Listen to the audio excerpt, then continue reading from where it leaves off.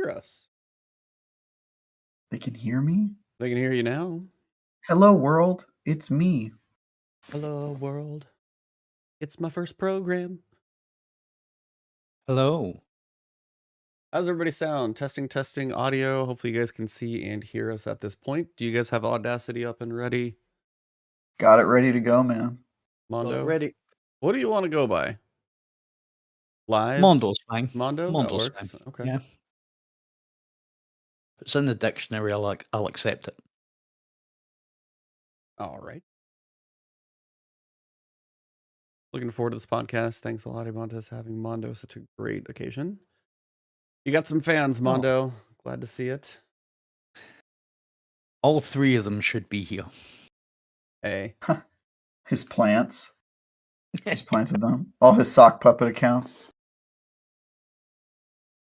Yes, all 12 of the sock puppet accounts, all the views and subscribers that he bought, yeah, all of them for sure. Nice. I'm just watching one of those dishes where somebody's doing like chicken parm or something like that, and I'm just like, this crispy chicken parm looks like perfect right now.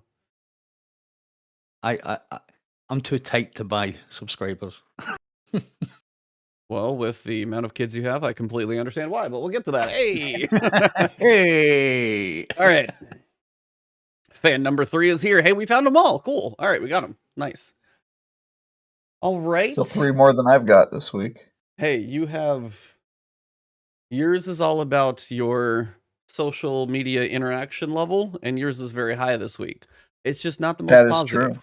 So. It's just negative. Yeah. Yep. I guess. All right, you guys got. You guys Yeah, want to start your recordings? You guys can click it in 3, 2, 1. Ka-chink. Go. Yep. All right, so we got those ready. To everybody out there, actually, I'll just say this at the beginning. Are you guys ready to go? Quick start. Here. I'm ready, man. Hit I'm it. ready. Hit it when you get it. Silence at 5. Hold on, maintaining until I can get composure back. There's a very long 3. And we are live. What's up, everybody? It is Ebontis here, hosting The Last Word tonight with my co-host, Mr. Tie Guy Travis. Cognito is out at PAX East, so he is busy in the other gaming sphere, actually talking to real people, shaking hands, taking pictures. He's doing what he loves. He's out there mingling, networking, and I know he's having a blast, but he could not be here tonight because he was not going to make it back to his hotel and probably won't be back till the show's over and long beyond that. So we have to hold down the fort tonight, but before we get going of anything else, Travis, what have you been up to this week, man? It's been an interesting week. One of my reviews I wrote a couple weeks ago came out on Monday to thunderous applause, and by applause I mean boos. Postal 4, which you can read on IGN.com, and then I am nearing completion of another review for a game that's going to come out early May called Trek to Yomi, which I can't really talk about yet, but I'm deep into that review, so just keeping the content grinding through and trying to play some Destiny when I have time. So that's Trek to Yomi, kind of like a 2D Ghost of Tsushima feel-ish? Is that?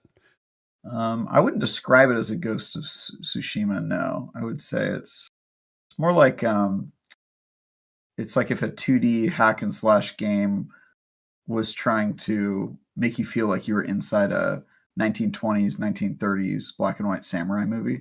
Okay. Like it's very different stylistically. It's got more kind of focus on like cinematic sort of feel. So interesting game though.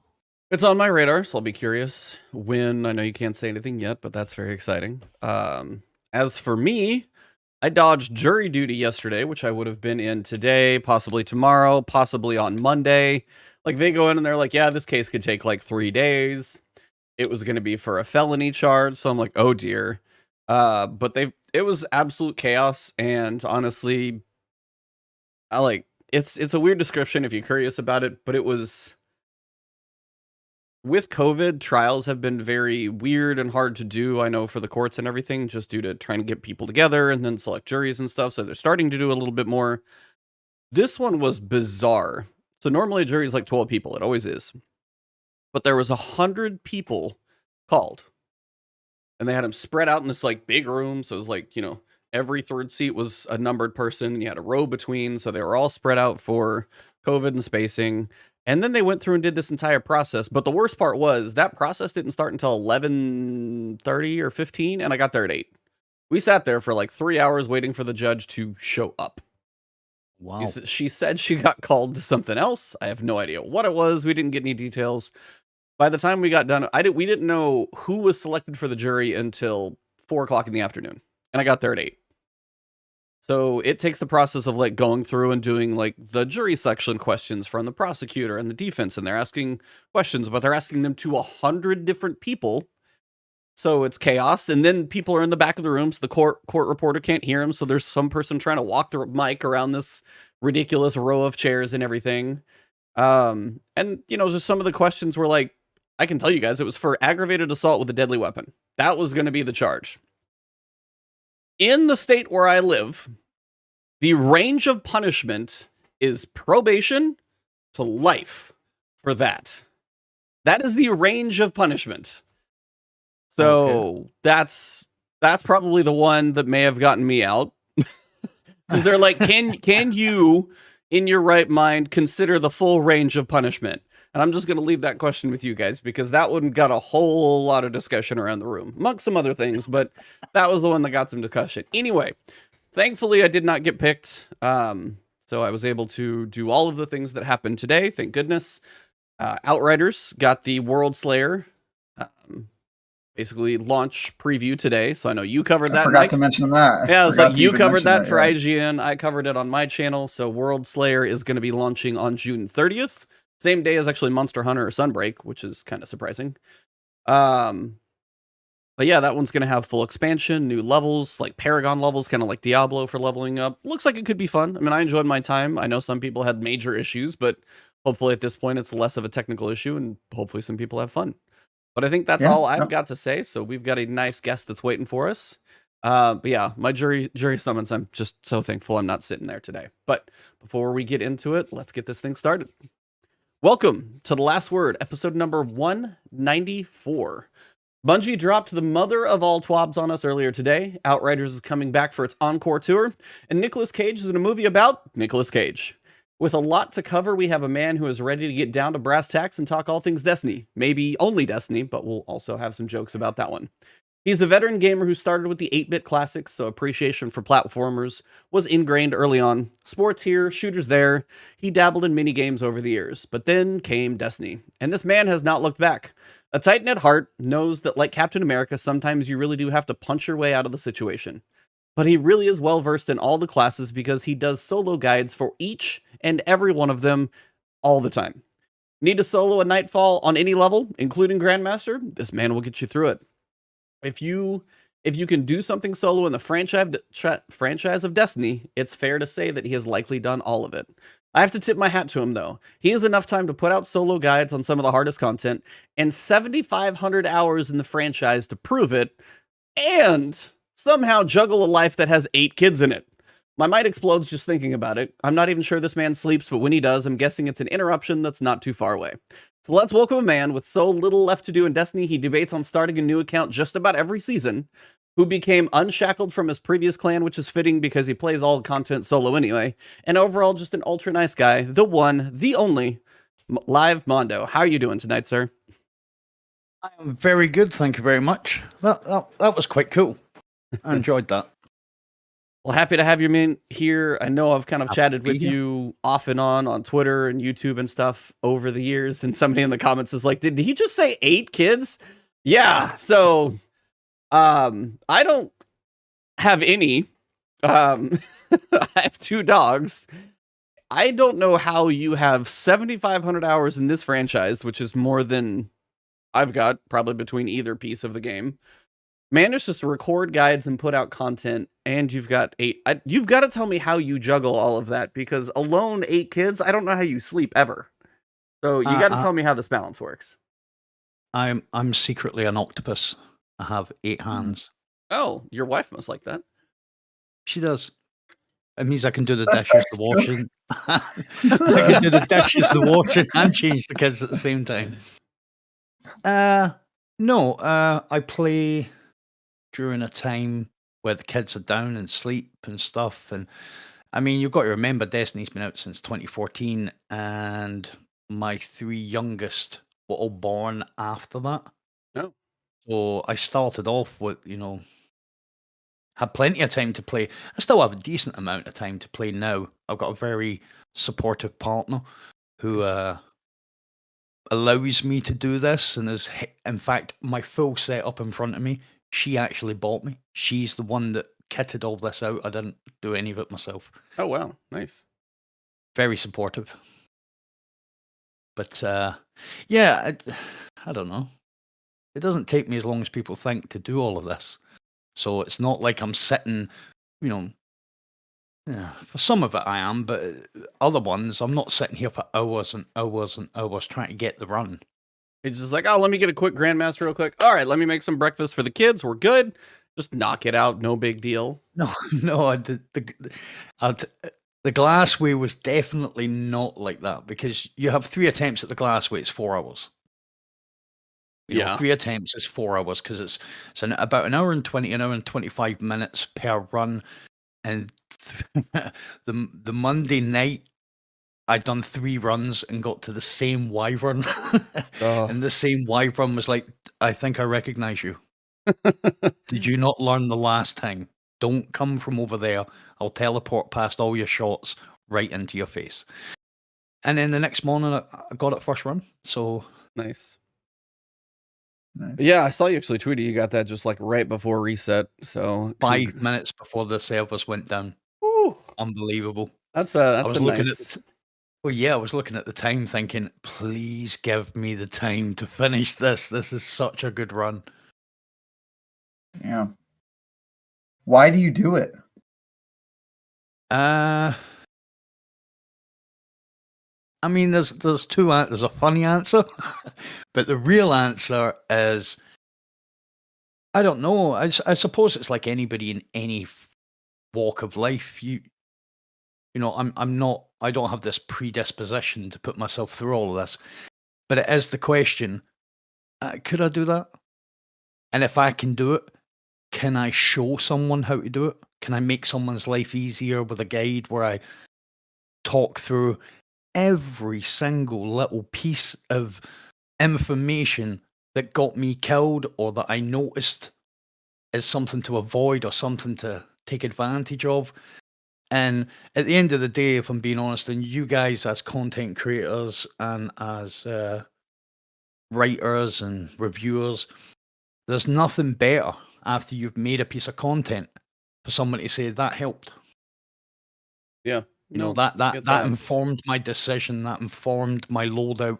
I couldn't have done this without the run, or it helped the run. That's why I do it. No, It's a good feeling knowing that you've helped people. What's the joke answer? Yeah, I was like, what's the other answer? Right. The real answer is money. No, I don't know where this money's coming from, but there's money somewhere. No, that's the real answer. Yeah.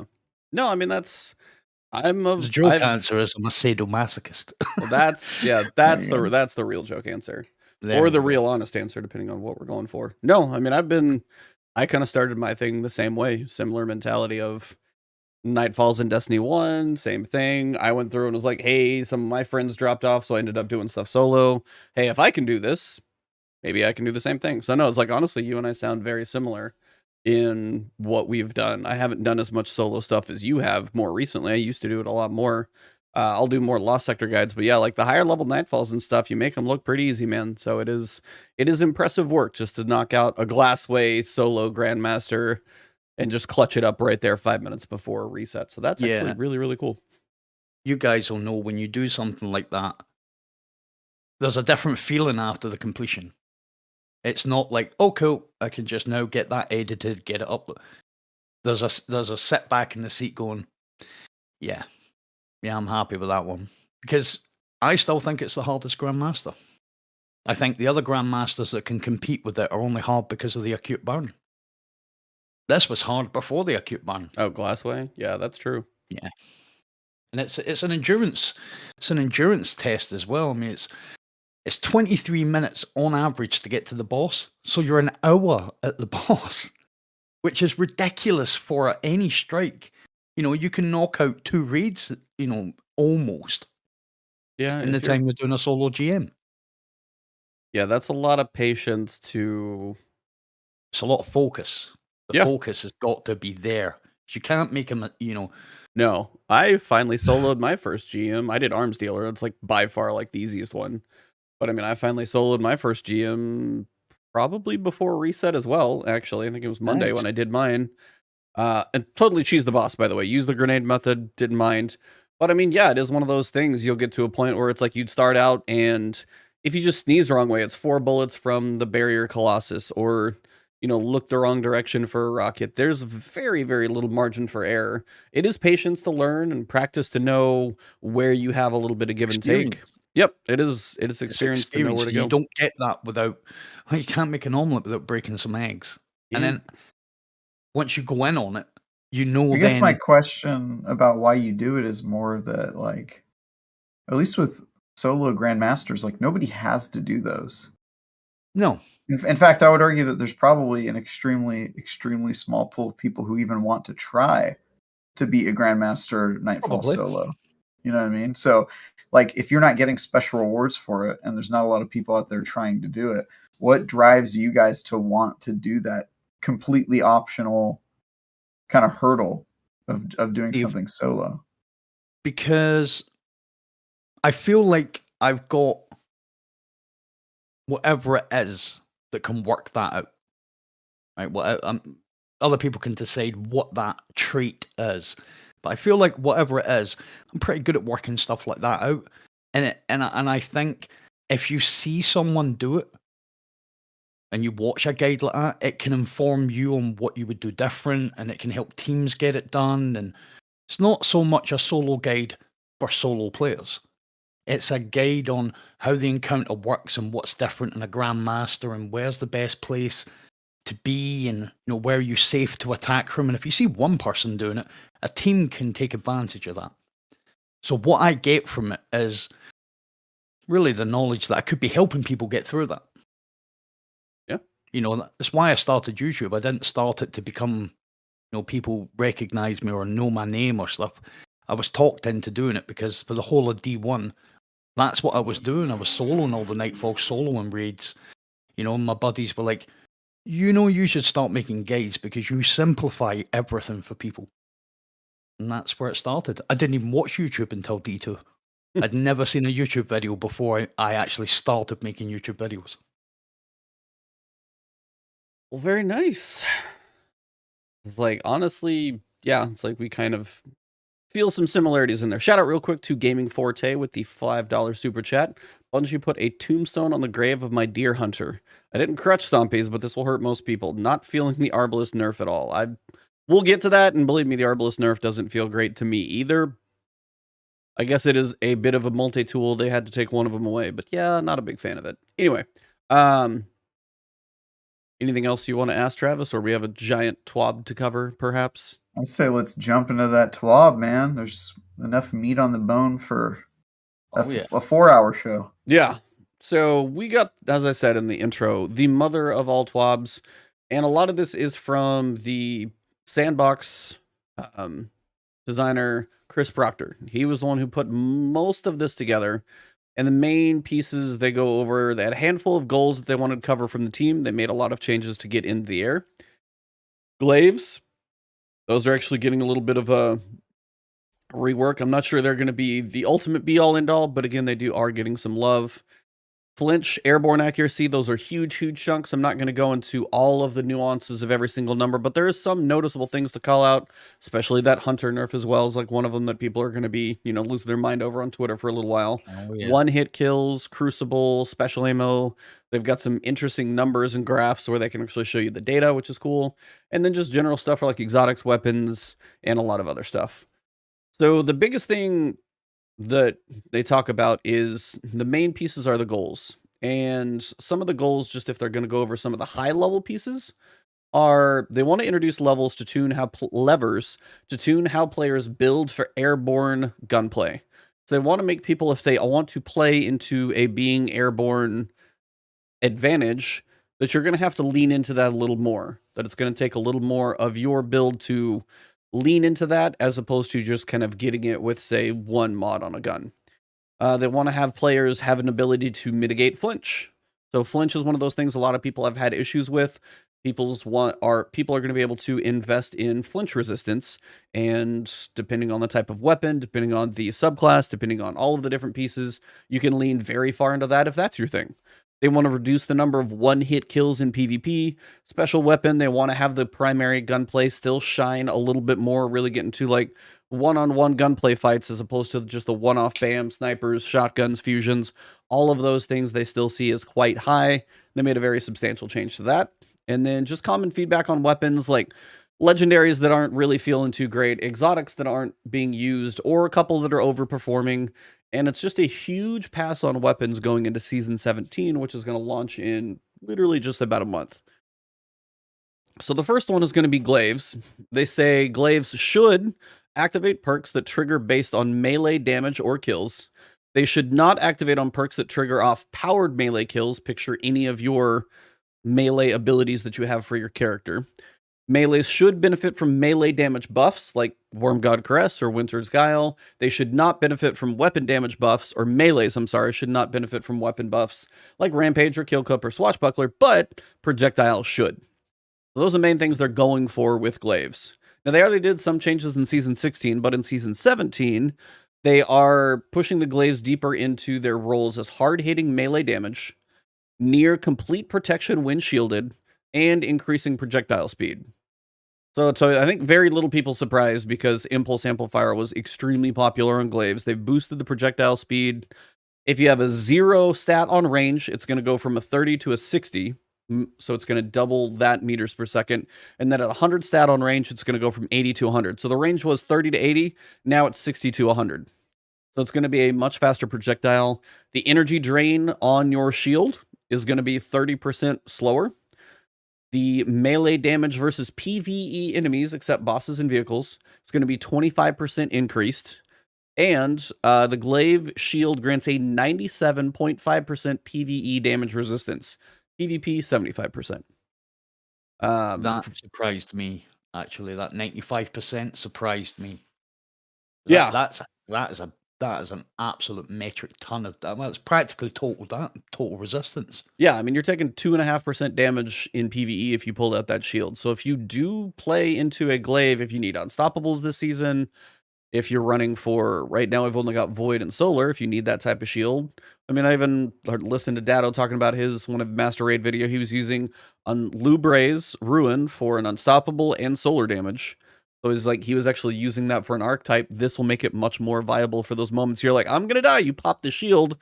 You're likely going to survive most of what comes at you. Travis, I wanted to get your thoughts on, are glaives are they a joke to you now? Do you feel like these might actually make them viable? Where are glaives for you at this moment?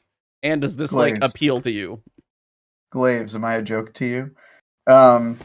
Yeah, I think glaives sort of came in hot, and then a lot of their momentum came out of them. And I think partially because of the changes that they made to seasonal mods, which they've kind of never done before. I'm not really sure why they did that. I thought seasonal mods were supposed to be overpowered. But I do think that if they want glaives to be useful, they need to make some sort of changes to it. I think the shield is good, especially for PvP. Obviously, PvE, it's good too.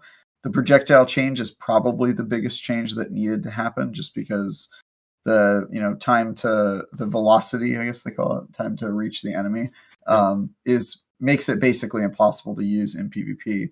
And even in PvE, it's annoying, with how many characters can disappear and teleport and do like Twitch dodges and stuff like that. It just can really get irritating. So, I think overall, like, this may be an overcorrection to Mondo's point. Like, I was surprised at the 95% or whatever it was. 97.5%. 97.5%. Yeah. I was surprised by that too. But also, if you are using that shield, you can't really attack while you're using it. So I don't know if... I'm pretty sure you can fire the energy blast. I think you can fire while you're holding it. You can fire the energy blast while you're holding it down? Mm-hmm. While you're shielded, yeah. God damn. Yeah, that does seem a little OP. Right in front of Unstoppables, because it's got Unstoppable Glaive. Yep. Pretty good. It's pretty good. Yeah, so I think they may have overcorrected then, I think is my first thoughts just reading it. So we'll see. But either way, they had to do something if they want people to actually use glaives for real and not just for memes. So yeah. Especially when, as you said, the mods did get nerfed, but if you take away the mods this season that leaned into them pretty heavily, if you take most of them away next season, which we don't know Yeah, what it's we're going gonna to be a joke. have, yeah, you would Yeah. need something to make them worthwhile. So I'm happy to see those. What about you, Mondo? Anything on those outside of obviously the damage resistance we all think is pretty high? Yeah, I think mods. I think glaives. I don't know. I don't know how anybody would think that they haven't been good so far. If you Really? take, yeah, 100%. If you take now, just to add to Ebontis's point, some of the seasonal mods do increase the validity within PvE. Obviously, the suppressant glaive being the main one, but all the subclasses have. So if you've got that suppressant glaive, all the subclasses have melee kills start health regeneration, which works for the melee on the glaive. So if you just Nice. go through a whole heap of enemies, come out of there generating your health, and the speed that you can melee from as well. I'm glad that the velocity of the energy blast has been changed, because you really have to lead an enemy with that shot. They've got to run into the shot, especially because, as you've already alluded to, they'll move. I mean, there's very little enemies that stand there waving from 30 meters. Hey, they're all on the bike. They're all gone. The biggest change, and I know you haven't covered it yet, and I'm pretty sure you're going to come to it next because it's right below it. Exotics? Yeah, we'll get The exotics. Yeah. That's gonna be big. Yeah, the exotics have all been buffed. To no surprise, they've been a joke to a lot of people, because to take an exotic slot, your one exotic slot, it's got to be potent. And in my mind, I'm still not entirely sure some of these are going to do it for some people, because to overpower things like Arbalist for its functionality, or Galahorn, or many other things that we're actually going to talk about that got powerful, I'll still be curious if these like jump into people's loadouts for more than a meme. But still, Titan Glaive will now gain Void Overshield while inside the bubble, and Helm of Sate 14 will also apply to the bubble as it does for Ward of Dawn. So it's smaller, but you're going to get most of the effects of the actual bubble, the overshield.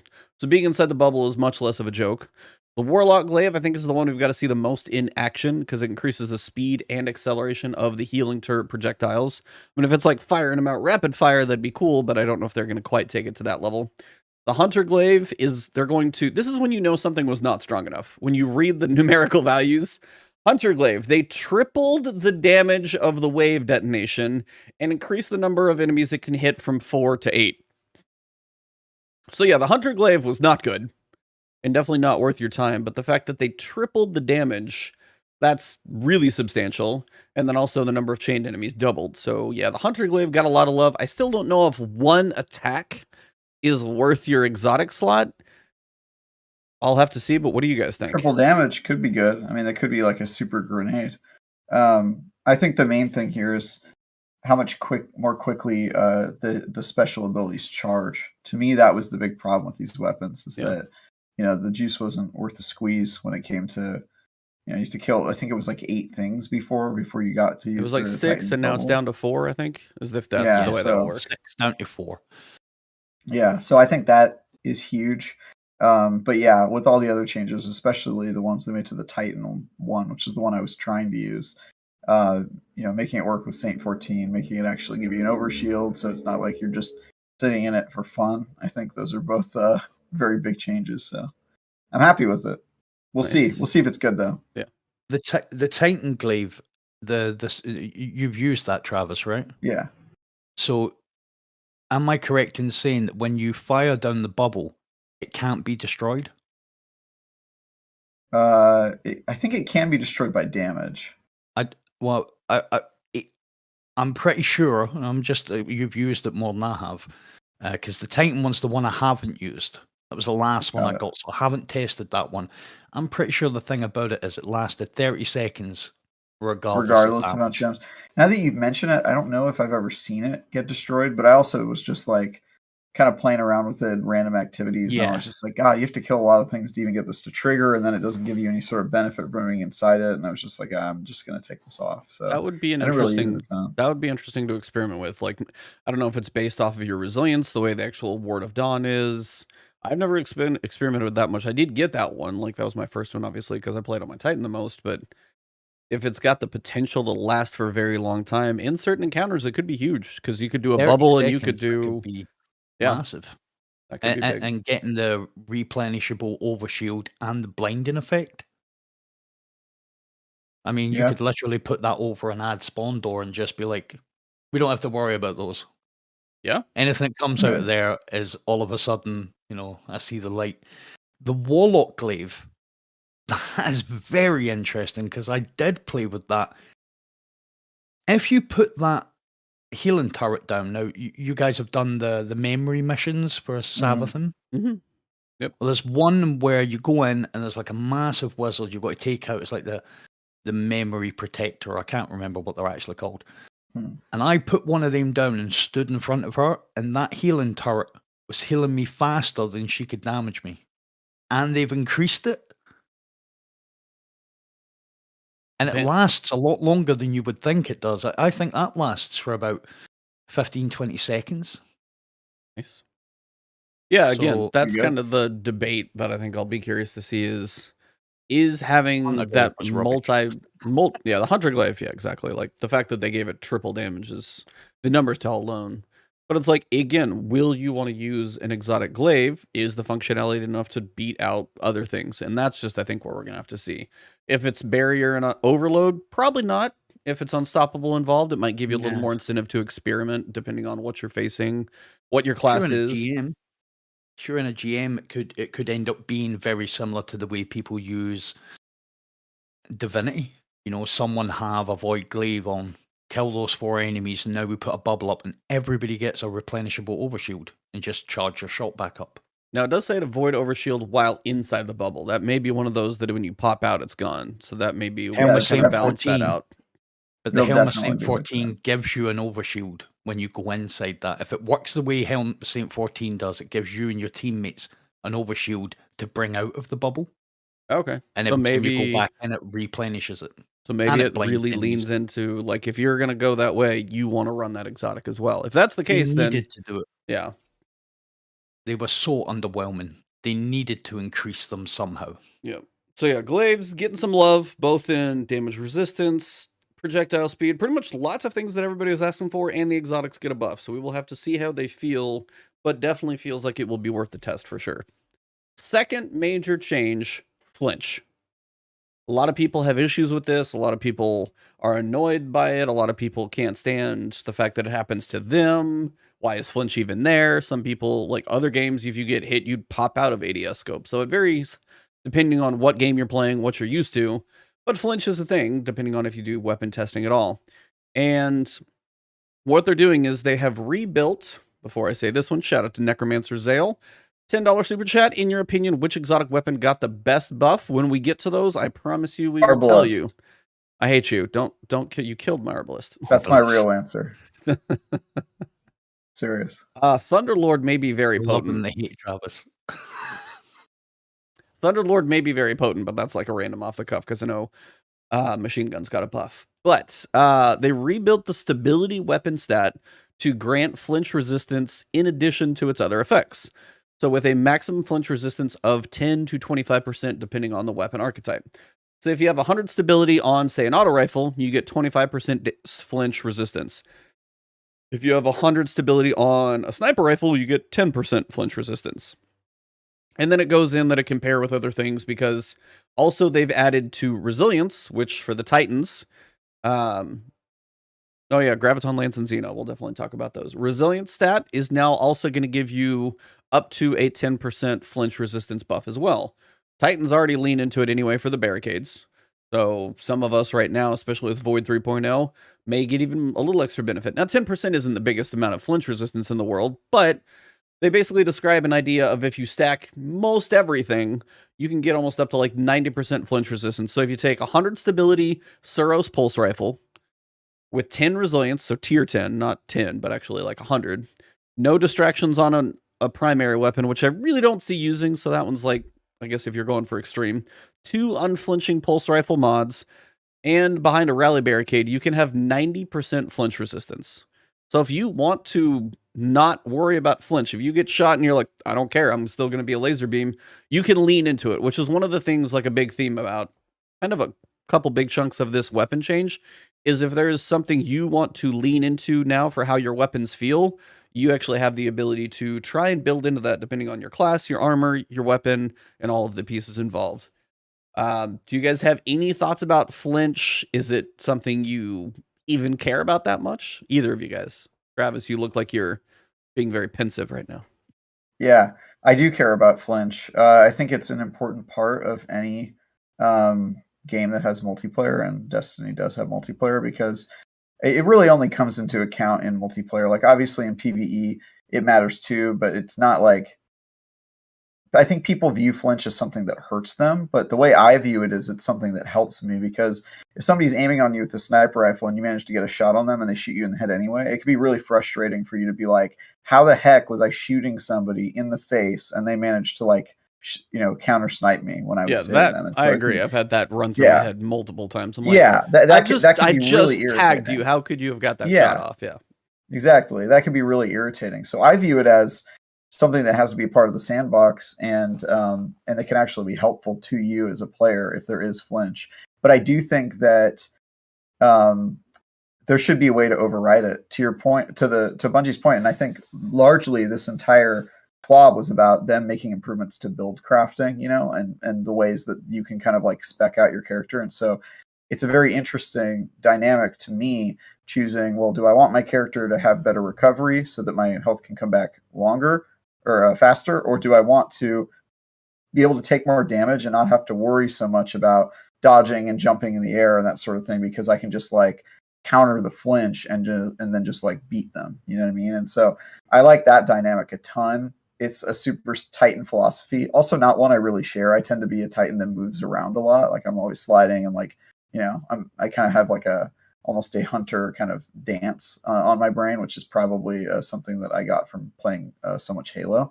But it is, I think it's very cool that they're doing this, and I like that they gave multiple ways for you to counter it, and that sort of thing. So I'll be interested to see. I imagine that this one's going to have a ton of like changes to it. They're going to have to like fine tune this thing down perfectly, but I love that they're adding it to one of the elements that you can kind of build craft. And I think resilience is also the right one to add it to, because resilience has always felt a little underwhelming. So I like all of this. I think this is a great change. Mondo, what about you, man? I think I agree with what's been said to a degree. It's good that it's annoying, but there's a reason for it. But I think what this is going to do, it's great that you can, again, I'm just repeating this part of what's been said before. It's great that now you can build craft into this, because for people that really go in for this, especially in Crucible, it's just more things to look at now. It's a different build to try and get, it's just more. And, I think what this is going to do, I wonder how this all works when you throw into the mix high caliber rounds and stuff. There are perks that are built to flinch you even more. So is that going to bring them to the fore? I mean, in PvP, you might see somebody where if you put high caliber rounds on a scout rifle, if somebody's sniping, that may be your play, because if you're like, hey, I can't seem to get this guy's hitting his shots no matter what, but you put high caliber rounds on it, you can get that reticle to move enough. That could be something that actually gets into it. So there are some things that can counter it, as you said, which is good, but as you said, it also gives you the ability to lean into it if that's your playstyle. The Maid is one of the best ranged kind of anti-sniper weapons, because it's like mid to long. If you're really good, you can go close, but mid to long. The problem with it was the flinch, but because it's got high cal intrinsic, it's not high caliber, but it's, it knocks your head back intrinsically. If you can build craft into weapons like that, where you can not get the flinch, or you can not get the flinch, but you can dampen the flinch to a degree. Yeah, it is going to bring different weapons into the sandbox that maybe people don't see at this moment in time. With this information, I think that might be a separate stat based on what I was reading in the TWAB, because I think they're trying to make a distinction between flinch, which is when you're getting shot, versus recoil, which is when you're shooting. And I think what you're describing is recoil. No, the Maida's recoil is recoil. But if you get shot while aiming the Mida, you're practically bird watching straight away. The sight goes all over the place. Yeah, was the issue with the Mida. If you can build craft into this with the intrinsic perks that it actually has, that's what I'm saying. It's going to bring a lot of... This is very interesting for the stuff that's not on the page. The stuff that it suggests that could happen. You know? Yeah. Nope, Yeah. that makes sense. Yeah, I think it's awesome. We'll see.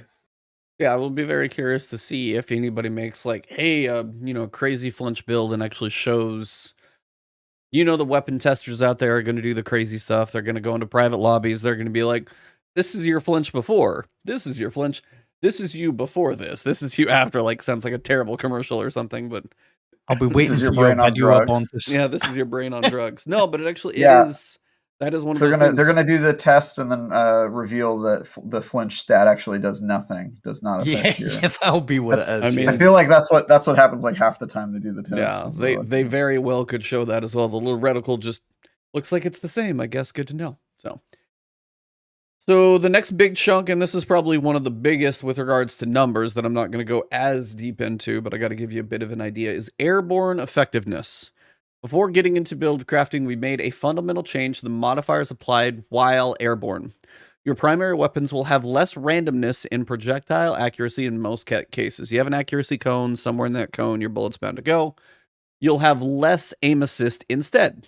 So if you're in the air, you're going to have less aim assist, less, magnetism towards the head, which even could still be the wrong term.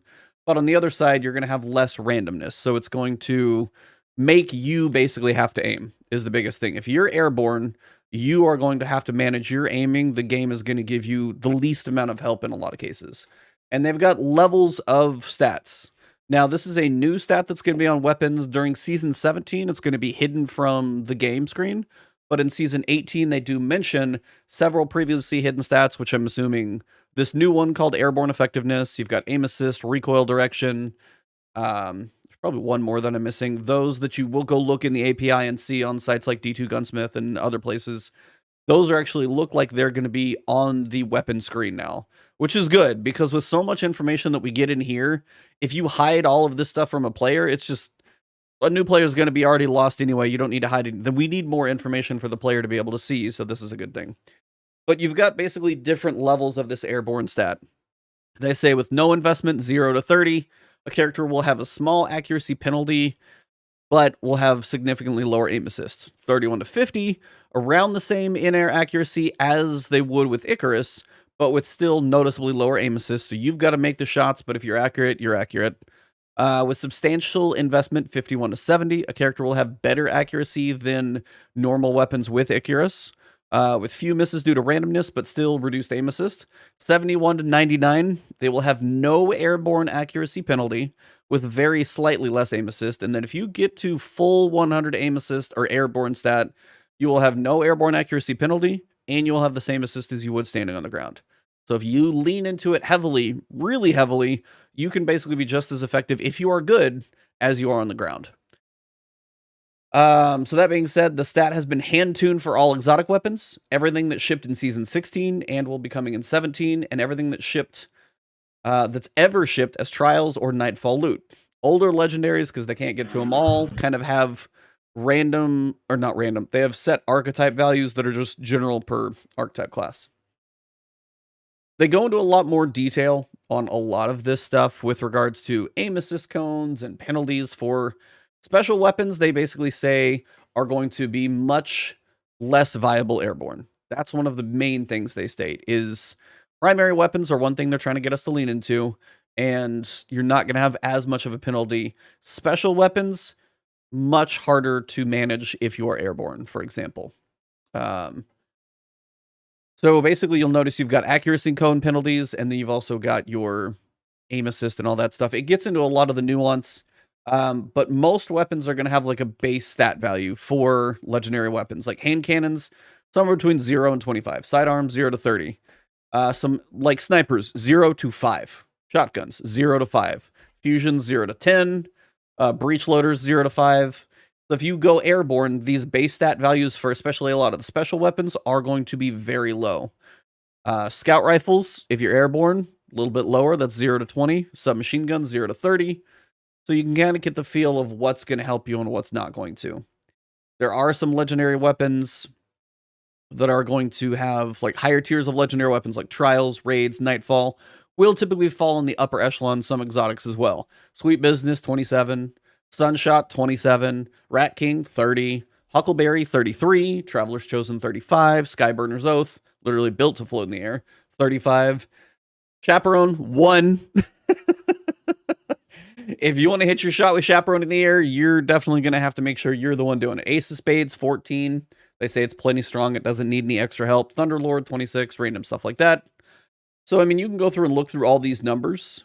Subclasses still will give some benefits to the airborne effectiveness stat. Heat Rises is going to give you plus 70. So if you're running Heat Rises, you are nearly going to be like you're standing on the ground, because that's going to cover most of the downfall that you're going to have. So Warlocks, if you're playing the Heat Rises build, you're still probably going to be feeling pretty comfortable up there. Tempered Metal, I don't even remember who that's specifically for. I keep reading it. And the Whisper of Hedron Stasis Fragment is plus 20 after freezing a target. The Tempered Metal one is plus 20 after getting a solar weapon kill. So there's a couple subclass abilities that will help you be more effective airborne.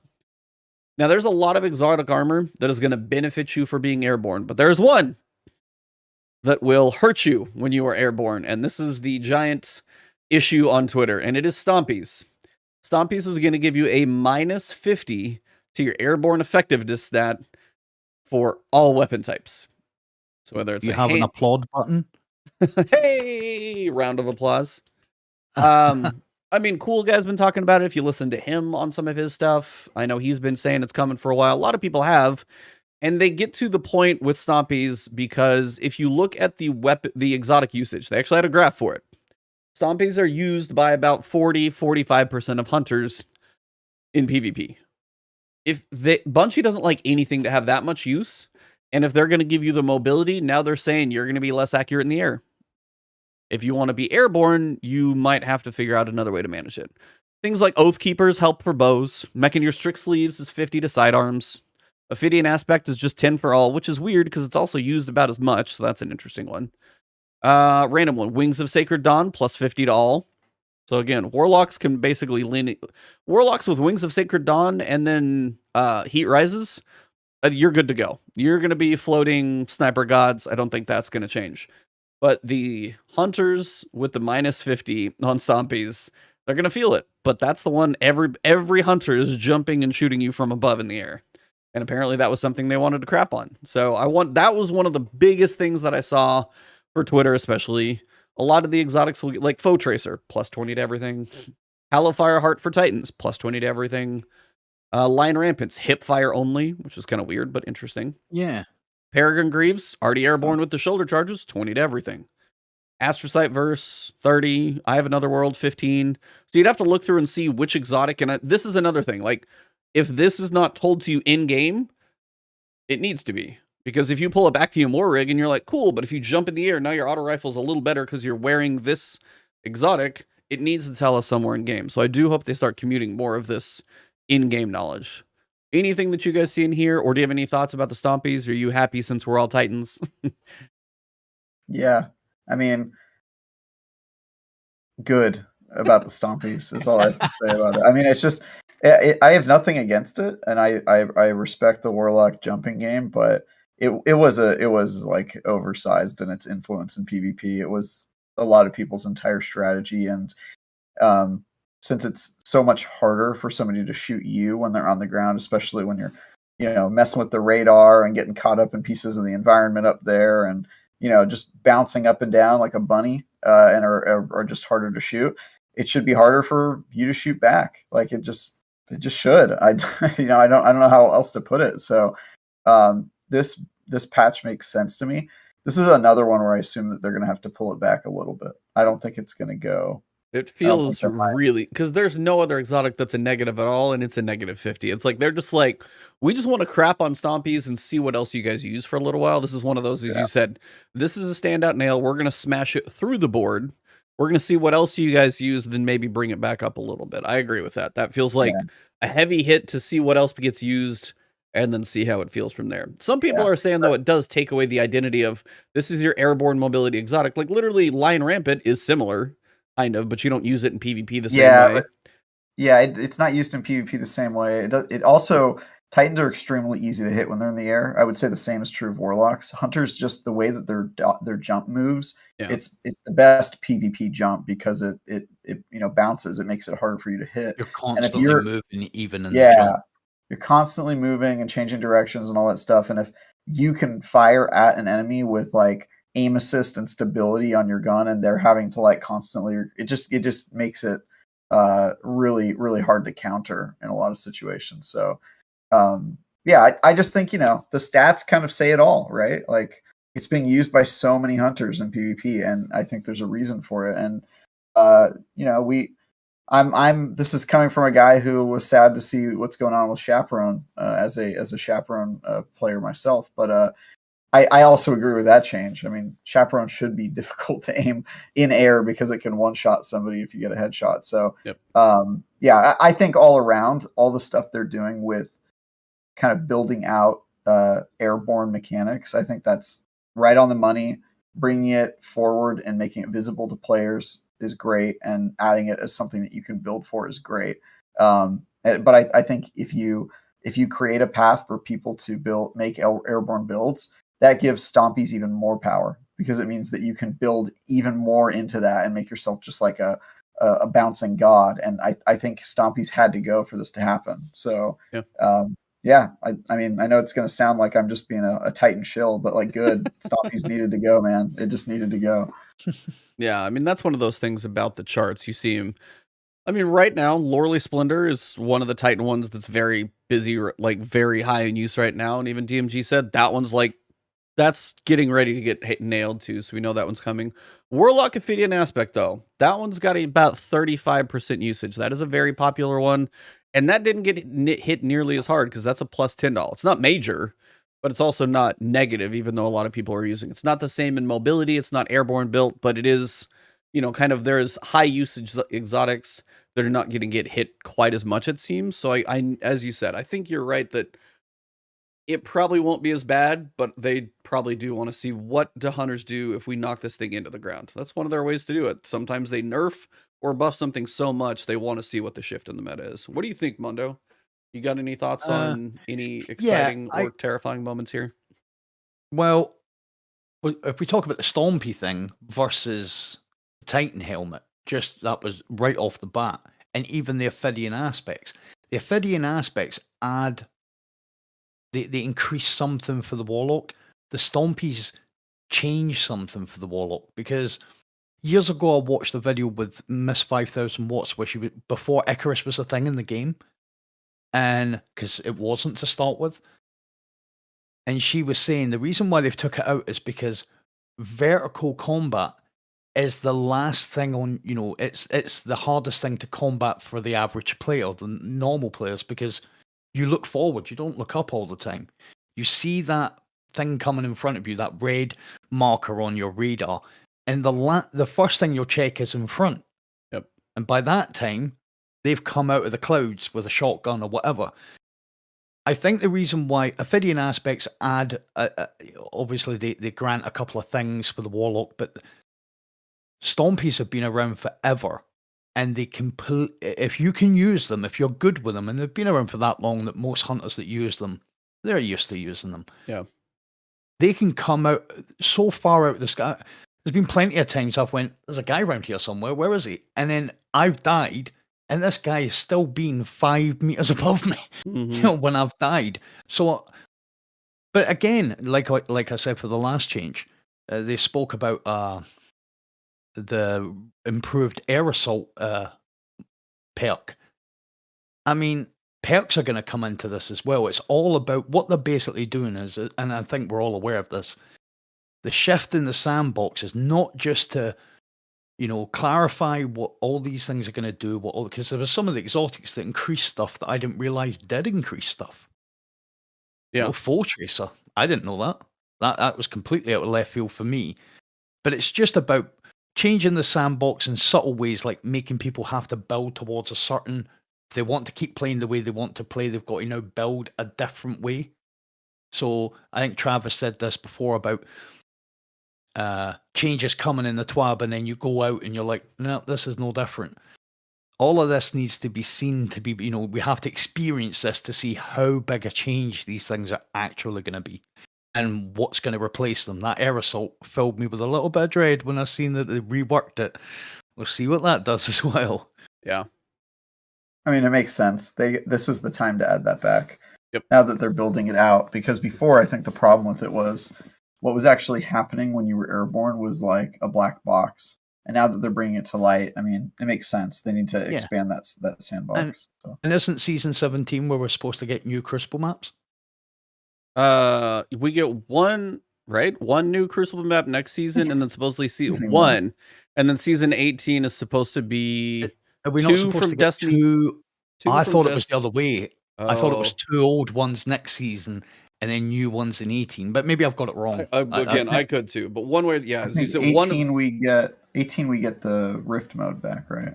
Or we get D1 maps. Rift is supposed to be somewhere. They've said that, but we get 2 D1 maps, I think, in 18 or 17. Again, I have it backwards. And then the other season, whichever way it is one brand new map. So. Exactly. Whatever way they're bringing it in, I think this has got a massive eye on whatever they're going to be doing with Crucible in 17. Yep. So yeah, they have one example. I have a couple examples if you guys like. For airborne effectiveness, if you want to take Frontier's Cry with precision hand cannon bonus, Icarus Grip, and Lucky Pants, you get your airborne effectiveness up to 79. With Submission, Icarus Grip, Stompies, and Tempered Metal, you've got 12. Yeah, Stompies is going to make building into airborne effectiveness just difficult.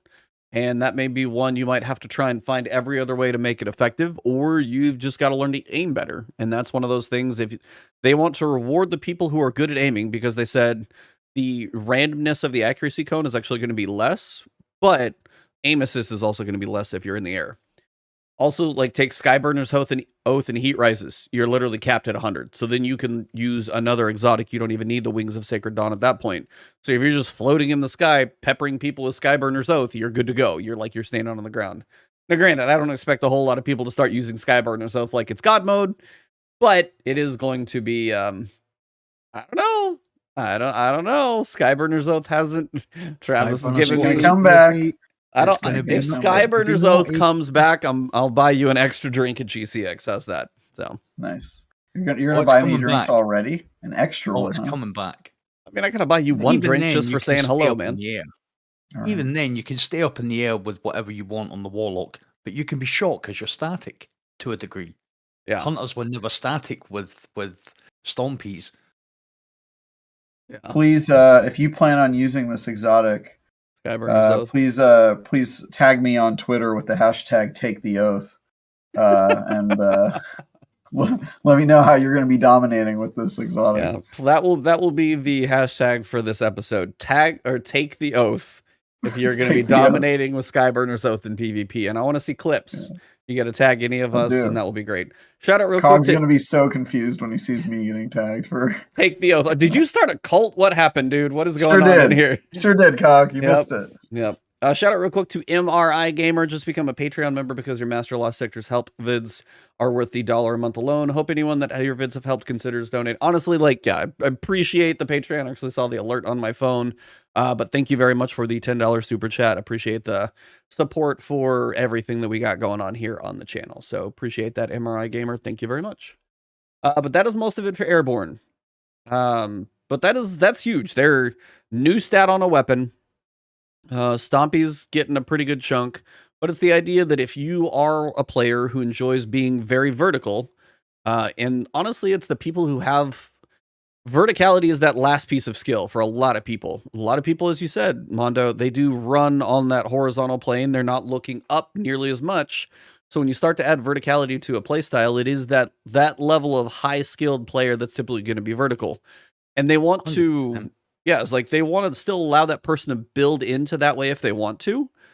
But on the other side, it is going to be something you have to lean into a little bit more. But also, they said, if you're good at aiming, you're still probably going to get rewarded by it if you lean into it. So I'll be curious to see how this plays out. Stompies, as Travis said, it sounds like those are going to be probably a bit reverted later on, but now they probably want to get data about other exotics, because that thing's probably just like the big chunk of the bar graph for too long. They want to see what else is out there, which is probably fine. Playlist weapons.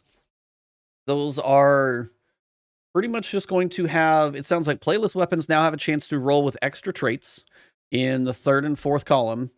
And it increases with the number of rank resets during that season. So if you play and live in the strike playlist, you just like, I log on, I have time to play strikes.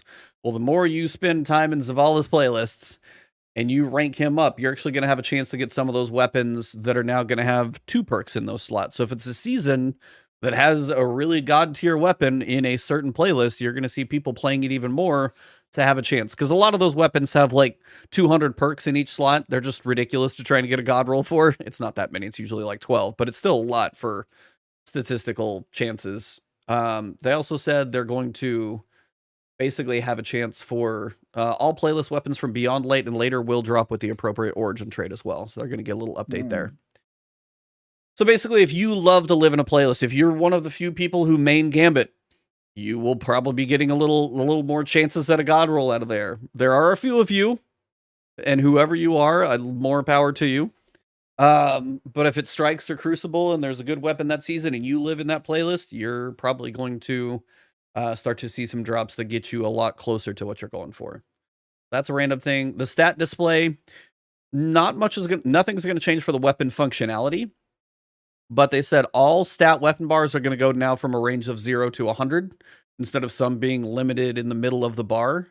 So it's like the stat bars are going to look different on weapons, but now everything is going to be universal 0 to 100. Just random change. All right, next big topic. One-hit kills and special ammo. Before I even get into this, for you two, how much are one-hit kills an annoyance? Do you feel they're fair, not fair? Where are you guys at right now on just one-hit kill weapons between snipers, fusions, shotguns, all of those, Ariana's Vow or Le Monarch? And there's something they are going to change, like the Ariana's Vow standing in an empowering rift or Le Monarch doing the same thing. That they're actually going to change and take away. I mean, that is probably, I would guess, a good change for most people because those shouldn't be one-tapping. But on the other side, mostly just about special weapons getting one-taps in general. Where are you guys at just on those? Do you like that they're an option, or do you feel they're too frequent? Where are you guys at on those? I'll let Mondo go first. Thank you. No, I think in the game, I think one-hit kills, any weapon that can one-hit kill should require a build or skill to go into that. But I don't think, and no, when I say that, I don't think just putting down an empowering rift and hitting someone with a bow should constitute or should be able to one-hit kill, because it's cheap. I think a sniper with a headshot, no bodies, a headshot should one-hit kill. Yep. I think the chaperone. I think the chaperone, once you proc Roadborn, should then have that capability, but I'm unsure how much damage or how much distance you should be able to one-shot with. I certainly don't want to be one-shot by someone using the chaperone while they're looking at another TV. You know, the chaperone almost kills by itself. So I think one-shot kill weapons, as long as when you get killed by that weapon, you can accept that was a good shot or that was a play, instead of being like, man, that's so cheap. So with some of the changes they're making, I'm okay with it, but I'm okay with one-hit kills as long as there needs to be some time investment or just a natural skill with that weapon to be able to do it. I just think they should be few and far between, because high-skill weapons that can do that shouldn't be able to be used by everybody. And as I say, it should take a lot of skill to do that. Makes the matches just a little bit fairer, I think. Yeah. What about you, Travis? Just in general, I know Chaperone's one of your babies, but I mean snipers, shotguns, fusions, just all of that middle tier in general. Yeah, I mean, I think there are some things that should one hit, right?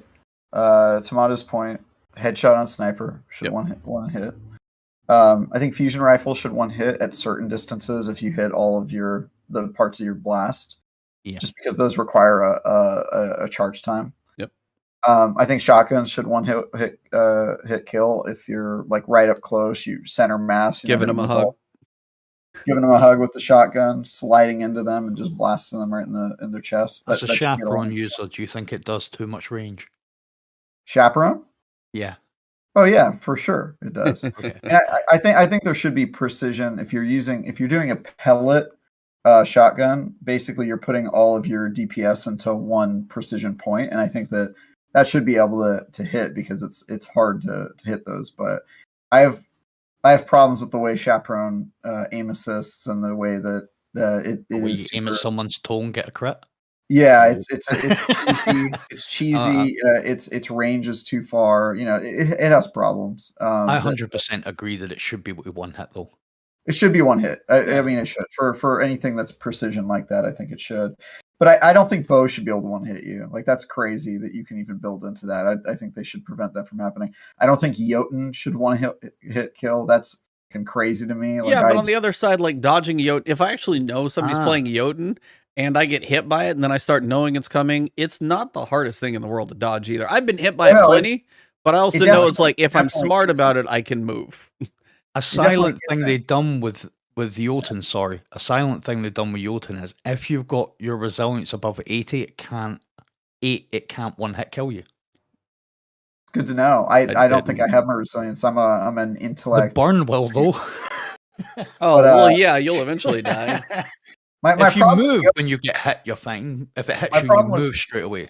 My problem with Jotun is that it's a fusion rifle that you can shoot from really far away, and it just allows you to spam it. And if you can get one hit kill with something that easily, it's like it's a weapon that you'll get killed with when you're not looking at the person that's shooting at you. Exactly. It's basically just like a cheesy weapon where a guy will just like skilllessly peek around a corner and shoot at a dude who's not looking at him, and then the guy just gets burnt right away. And don't get me wrong, zombies on as well. No, I'm joking. Yeah, exactly. He's like shooting at you from the sky. So it should definitely burn you down, and they should be able to like finish you off super easily with a primary. But the fact that it just instantly kills you from across the map is like so annoying. It's just so cheesy. So I think there's some things they can do to rein it in. On the other hand, I think that there's things that it's ridiculous that they don't one hit kill you. Like I still think grenades that stick onto you should kill you. They should just reduce the homing and the what do you call it? More skill. More skill. Yeah, it should be the tracking, like Halo. Like the tracking. Yeah, like if you got a sticky grenade in Halo, that was satisfying. You have no aim assist, but if you stick it on them, they're dead. No questions asked. The more skill it takes to use, the more damage it should do. I'm pretty sure they actually said that. Yeah, exactly. TWAB. My problem with the way that they've done grenades is they basically went the other way. They were like, let's make them do as little damage as possible, but they'll be super easy to land. And I just feel like that doesn't feel super good. I agree with that, actually. I don't know if we'd ever talked about grenades that much, but I miss being able to stick people. Yeah, it was way too easy in D1 because it was like, let me hook this thing around a corner and stick it on your shoulder and kill you. But again, if you do get that lob or you're running at them, you chunk it, and you get that stick and it's on their chest, like, if this explodes on my shoulder blade, I should die because it's on me. For sure. Yeah, I think it's ridiculous. Why would you throw a grenade? Why would you build into a cooldown for a grenade if it just does chip damage that you could accomplish with like shooting them with a pulse rifle? You know what I mean? It just doesn't make any sense from like a game design perspective. And I kind of feel similarly about special melees. Like anything where you have a cooldown, there should be more skill involved, obviously, but there should be some way to like get kills with those. I feel so. Yeah. I don't know. I feel like they've got some tuning to do when it comes with PvP. Don't some of the powered melees one hit kill? I mean, like a throwing knife will do it. Like throwing knife should do it. Then throwing knife precision hit does, but I mean, there's not many that. No, I was like, it feels like no sometimes grenades that won't kill you, and there's no. I don't think. I think after they did the Titan shoulder rams, I don't think you think those even. Outside of Peregrine Greaves, that's about it. So yeah, they did the change to Empowering Rift, Higher Energy Fire, Inertia Override, down from 20% to 15%. Basically, they took the ability away for those one-hit cheap kills to go away, which is good. But they also went to special ammo. They've been trying to figure this out for a very long time to figure out what is a good amount of special ammo, trying to lean more into primary ammo gunfights. And they straight up lowered Scavenger, what it was doing before. They still feel like that's not enough. So now they have straight up disabled ammo scavenger and PvP altogether. No matter how much ammo a player was carrying on death, if you pick up a special brick, you can only get 1 ammo for a shotgun or sniper. I'm guessing fusion's the same way, or 1 kills worth of ammo for a weapon that requires more than 1 shot, like Forerunner, tracer rifles. So basically, you're going to get 1 kill's worth of ammo if you pick up a special brick. Scavenger does now nothing in PvP in Season 17. They retuned several special weapon archetypes and exotic weapons, which are below, with the general goal of reducing the effectiveness and uptime of special weapons. They want those one-hit kills to be less frequent. Like those moments, if you do get a pick, it should mean a lot with, like, say, a sniper rifle. But on the other side, if you start roaming a 6v6 and you're just like snipes or shotguns and you're just sitting on like 20 ammo for your shotgun and you just shot everywhere, they don't want that to happen. So that seems to be what they're going for. They want to get the primary ammo back as much as they can into the gameplay. Do you guys think disabling Scavenger is too far, or do you feel like this is a fair decision? Too much or too little? This is the one area where I felt like I was reading the TWAB and felt like, are we really going back here? You know how many times they've tried this? I feel like I've read this exact TWAB over and over again. Every single time they go, hey, we want to make, special ammo less prominent. We want to make it so you only get 1 brick. We want to make it so blah, blah, blah. And then inevitably, they implement it, and then it makes Crucible super boring because everybody's just using hand cannons and pulse rifles and all the stuff that they use to just make yourself get a few, maybe 1 or 2 kills before you die and then get your special ammo back. Yeah. And I feel like that we've retreaded this so many times and they keep flip-flopping on it. So I mean, I don't necessarily have a problem with their strategy of like, okay, well, you shouldn't just be able to spam special ammo because then nobody uses primary. I get that that's a problem. It just feels like they still have not come up with a good solution for this. And I've seen this exact TWAB note like at least 2 times before in Destiny's history where they're like, yeah, we're going to reduce ammo economy for special. You're only going to be able to pick up 1 brick per kill. And every time I just roll my eyes and I'm just like, dude, you tried this already. Like, come up with a different solution for this problem. So I don't know. I have a feeling that this is going to get reversed yet again because players always complain about not being able to use their special weapons and how gameplay gets boring when you're just shooting primaries at each other, which is something that I kind of agree with. And so I don't see this panning out because I've seen them fail at it at least 2 other times.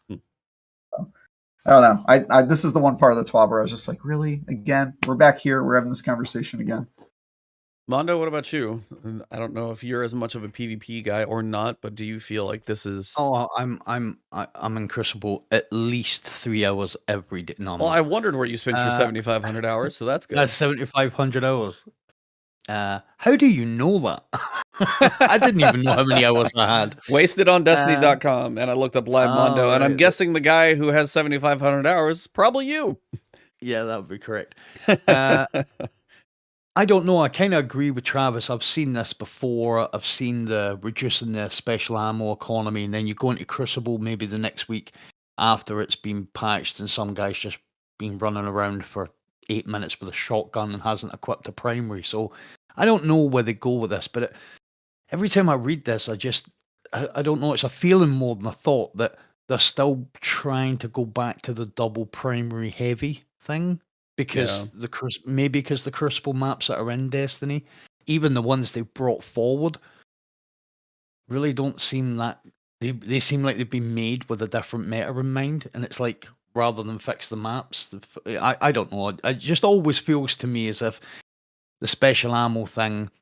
You couldn't go back to D1 with it was special ammo box. I don't know what they do about this. I don't know if this is the right thing. I don't know if this is going to be a bad thing. I really don't have a lot of investment in this, so I'm not like I'm kind of like, oh, there's another thing they're doing with special. Yeah, we'll see how this one pans out for sure. Exactly. Yeah, I mean it is at the end. I wonder why they're just on that bit that they've put that. Then they've spoke a ton about snipers. If they're reducing the special ammo, why are they worried about snipers now? I don't know. Well, they do address the fact that the special ammo changes aren't really going to affect snipers anyway. So yeah, because snipers can't collect the ammo from the people they kill most times. Because they gave snipers a little bit more snappiness. We'll get to in the archetypes. So they were a little easier to use, but as you typically don't pick up your ammo from across the map, you're usually not going to get a lot more shots about that.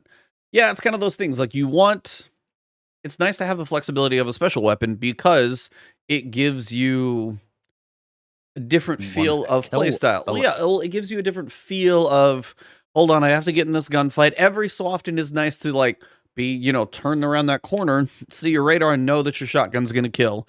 Or if you're on contingency and you're looking way down a lane and you do get a pick. Or if you actually do manage to get that charge up, it feels good.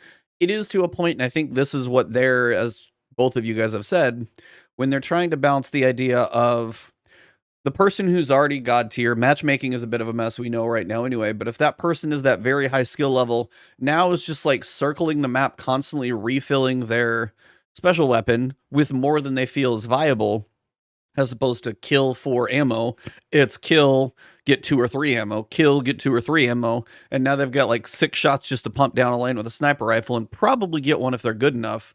They're really trying to reel in how often that is. I'm with you guys, though. I don't want it to go all the way back to that double primaries because it does feel nice to have those moments. They're just trying to figure out the balance of how often those moments happen, I think.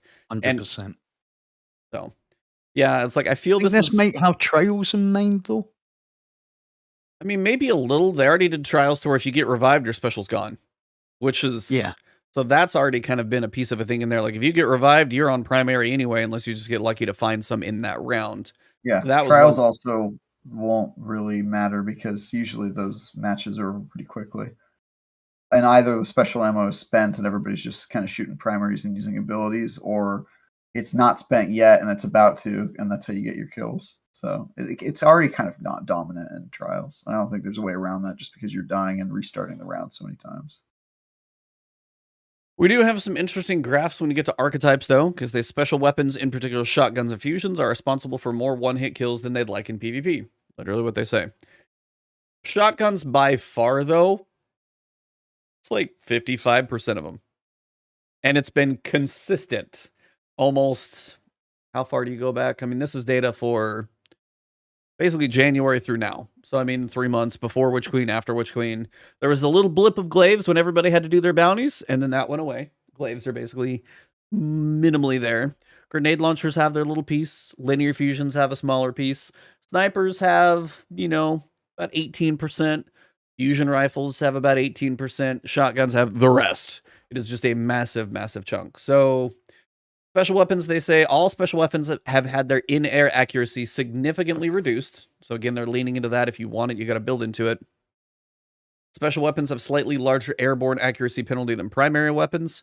Special weapons have smaller airborne aim assist cone penalty to other weapons, around 50% at a 0 stat. And this penalty can be reduced, but not entirely removed by investing in airborne. If you try and use a special weapon while airborne, it is just going to be very difficult.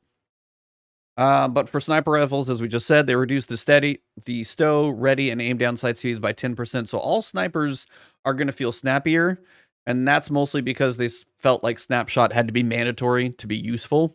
So all of them are going to be a little better. Snapshot's going to feel about the same. So if you do have a sniper that doesn't have snapshot, it might feel a little better if you have good perks on it. So don't just get rid of it if you see one without snapshot. Might feel a little bit better coming up soon. And now we get to the shotgun details. First, slug and pellet shotguns are still overwhelmingly popular in PvP. So they've reduced the damage fall off start and end by 1 meter. So the damage fall off on both ends has been brought back a meter. And they reduced the aim assist and magnetism fall off start and end by 2 meters. So shorter distances for shotgun kills once again. And also the aim assist probably more for slugs coming back as well. So it's going to reduce the one-hit kill distance of most shotguns by around, they say about a half a meter, somewhere in the realm of probably about a meter, depending on if it's slug or shotguns. Think you guys are going to feel it that much, or you think you're just going to have to give them a little bit more of a hug?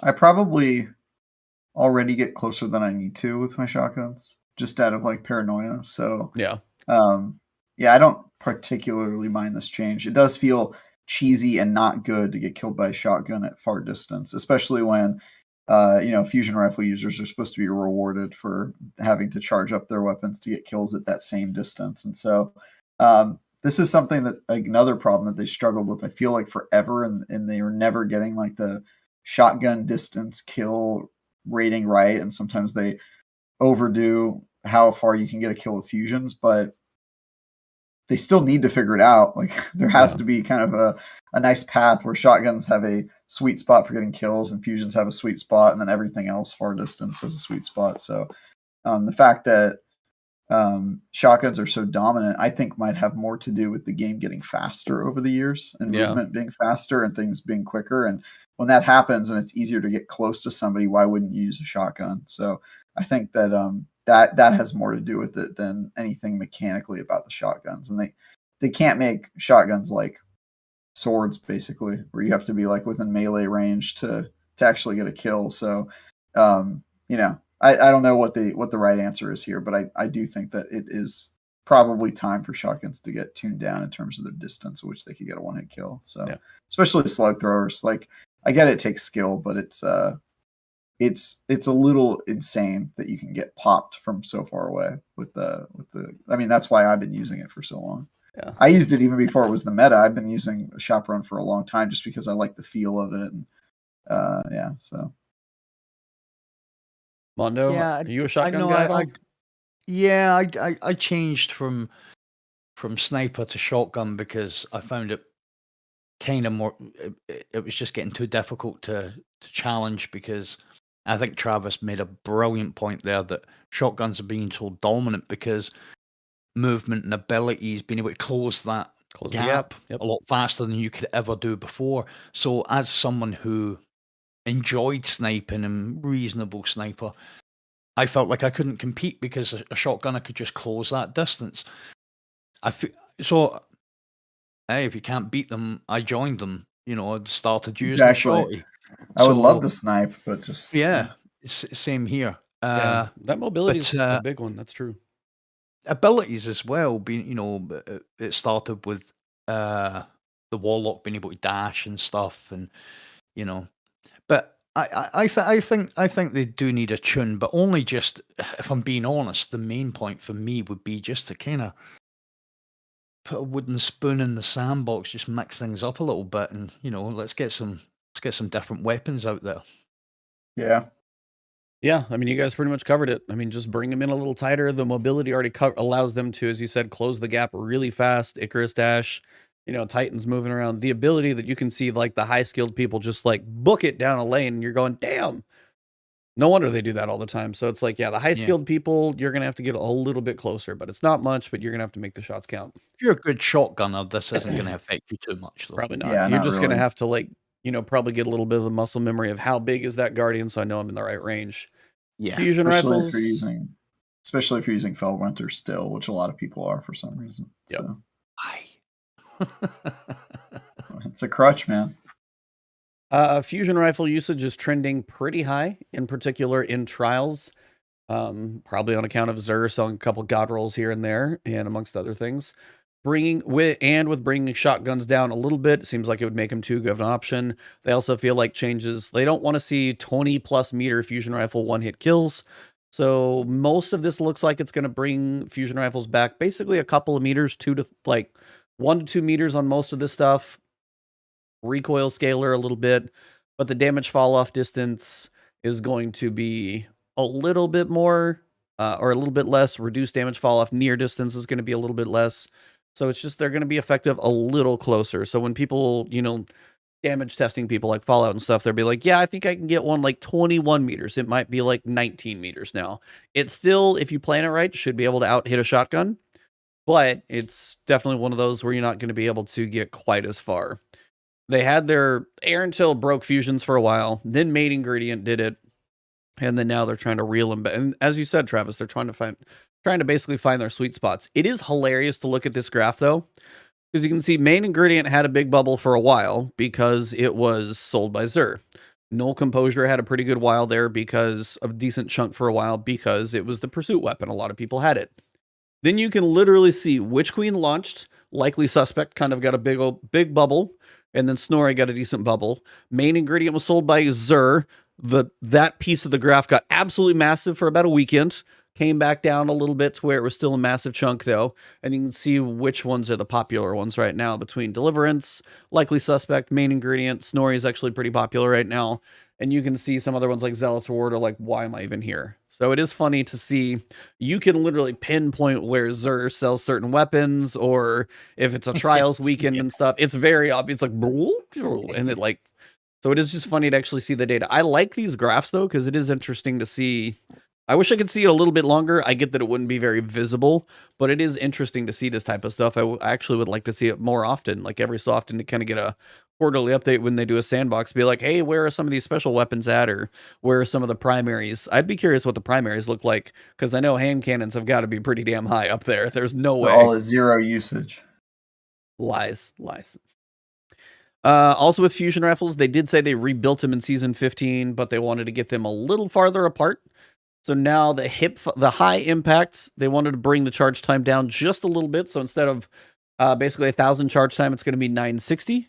And they increased the damage per burst by 10. Precisions, which are going to be like your main ingredient, they increased unmodified charge time from 740 to 780. Rapid fires, which is going to be like your timeline's vertex, that's going to be from not rapid fires. Rapid fires like No Composure, for example, is going to go from 460 to 500, and they decrease the damage per burst by 20. And then so you're going to have to hit more of your perks, your bolts there. And then the adaptives are kind of where they are at 660 with 270. So precisions have an intrinsic piece to them. That's why they're a little slower charge time. At 280 total damage, adaptives are 270 at 660. They're just trying to give the fusion rifles a little bit more, basically distinction between each of the types. Does this sound like anything that's going to change what you guys are using? Anything good or bad here for you guys? Mondo. Yeah. It's never going to be as bad as when Aaron Tail was around. That's true. That was mapping people way, way too far away. Do you feel like... Well, it wasn't really a fusion rifle. It outplayed the range that a fusion rifle should be efficient for, or effective from. Main ingredient's a Gobble, and it's okay, it's strong, but it's a Gobble. Expect it to do what it says on the tin, but these changes are all pretty cool. Yeah. I don't have a problem with these either. I've seen fusion rifle have increased usage in Crucible lately, and I've also used it a little bit, not as much, but yeah, I don't think any of these are really big game changers. This is sort of just like housekeeping, in my opinion. Like, fusion rifles are in a pretty good spot. There's a few of them that are maybe too good, but you got to respect the people that grinded for those roles that can really like compete with a shotgun or stuff. Sometimes I get surprised. Must be really difficult to go and buy it from Xur. Because that main ingredient. Yeah, the main ingredient is what honestly changed all of it. If Xur hadn't sold about 2 or 3 fusion rifles, if Xur hadn't sold 2 or 3, you would not see this kind of usage, because most people have not been lucky enough to get that god roll. So it is interesting that Xur selling one thing, and there's enough people in the world that are like, hey, go buy this fusion rifle. People start trying it, getting a feel for it. I honestly like the fact that it brought fusion rifles usage up as some way to combat shotguns. And I'm just like, hey, I will happily fusion rifle a shotgun user. If he's running at me and I can voop him right before he gets to me, I'm good with it. So, but it's just a spike, isn't it? It's just people trying out. It's not like the usage is a consistent block where it's lasting for months. No, I mean, yeah, it's like you can look back, because they go back to January, and I think both fusion rifles that Xur sold has been from January onward, and you can see some little blips where it looks like it's been sold and been a little bigger. Shotguns still have dominated and drastically dominated, and I think it's honestly just because if I turn around the corner and, know that somebody's close, I can get that one-hit kill. And fusion rifles takes a little more play, takes managing your corners and things, understanding your radar a little bit more, so it's still never going to be as easy to use as a shotgun, but now people have ones that are going to be more effective if they actually start playing with them, for one that was actually just sold by Xur. Trace rifles, which most people don't use that often. They increase trace rifle damage against non-red bar combatants by 20%. And ammo pickup per special brick from 18 to 30. You can melt a red bar with a trace rifle. That's not too bad. But I feel like if you do fight an orange or bar or a boss, you're just like shooting it for a very long time and not doing very much. So trace rifles are going to be getting a little bit of buff in PvE. It's because they said besides Divinity, trace rifles don't get much. And the fact that we now have legendary trace rifles, we'll get to exotics that actually seem to get buffed as well. Primary weapons, they say autos and pulses feel like they can't quite compete at range, so auto rifles got a tiny buff of like 3/4 of a meter. Pulse rifles are bumped out by about a meter, meter and a half, nothing too major. Zoom on SMGs. All of the people that were talking about the multi-mock that's like a sniper, that thing's being brought down from 17 to 15. Second highest zoom is going to be 14. Shire's Wrath, it is a trials weapon, so they do say those are always going to be a little bit stronger. They increase the damage fall off from submachine guns also by 1.5 meters. A lot of the zoom on the other SMGs got brought up a little bit. So they kind of squished the range that zoom's going to affect SMGs and also brought some of the outliers down quite a bit. And then we get to heavies. This is exciting. Machine guns aren't what they want them to be in PvP. And I feel like we do. I feel like this is one of those times, Travis, where you're like, I feel like I've read this before. This is what it was for rockets before. Because rockets, what did they get? A 30% damage buff. And everybody's like, where's the rocket buff? Where's the rocket buff? 2 years later, 30%. And what we were like, hey, we could take like 10. No, do it all in that chunk. So now machine guns increase damage by 40% against PvE enemies. 20% versus bosses, and then Xenophage and now the Grand Overture, new one, they get the 40% buff against enemies, except the bonus versus bosses they do not get. I mean, 40%, you're almost talking to, I say it's almost 50%, and I know that's like a stupid statement, but you're literally almost giving something a 50% buff. That tells you how bad it was for a while, and they've been feeling not great, so now you've got things like Corrective Measure and Thunderlord, these machine guns that are now potentially going to be putting in some work. Do you guys think you actually might pull them back out of your vault? I'll let you go with that, Travis. I've actually got a really good answer here. Oh, well then let me go first with my shitty answer. Exactly. No, I'm joking. Yeah, I think so. I've always liked machine guns. It's just that they've never been the meta, and I like having plentiful ammo. I like the way that they feel and the way that they sound. And I think in PvE especially, the problem is that you can just blow through a lot of your ammo just like trying to kill a couple majors, and then you end up just kind of going, all right, well, now I've got to spend 45 minutes reloading the weapon, so I don't know what the point of that was. Yeah. So yeah, I think 40% is probably overkill. I'm sure that they'll have to lower that, especially with the changes they made to Xeno, which we'll get to later. But I think this is good. I would like to see machine guns make a return to the meta, but we'll see. We'll see what happens. But yeah, probably over pumping it would be my guess. I must have had some sort of epiphany, because the last master I'd done, I ran a machine gun as my heavy slot. Couldn't believe how good it was, and a bunch of you actually mentioned the machine gun because it was the one from Vogue. Corrective And Measure? I ran it. Yeah. Yep, I ran it through, and it absolutely tore through champions. All I had to do was break the shield. I always run a weakening grenade, so I put the grenade on, and that was it. They weren't getting a chance. They just disappeared. When I seen they were going to buff that by 40%, now, Corrective Measure has quite a large ammo capacity. I think it's like 269 or something. But because it's a slower fire rate, you're not really going to burst through all your ammo really quickly. Yep. I never had a problem with ammo. And when I seen that 40%, my first thing I thought of was, we're going right back to Thunderlord. Oh, yeah. That's Even though we're not doing it against bosses, but I remember, and it was Insight, Inverted Spire.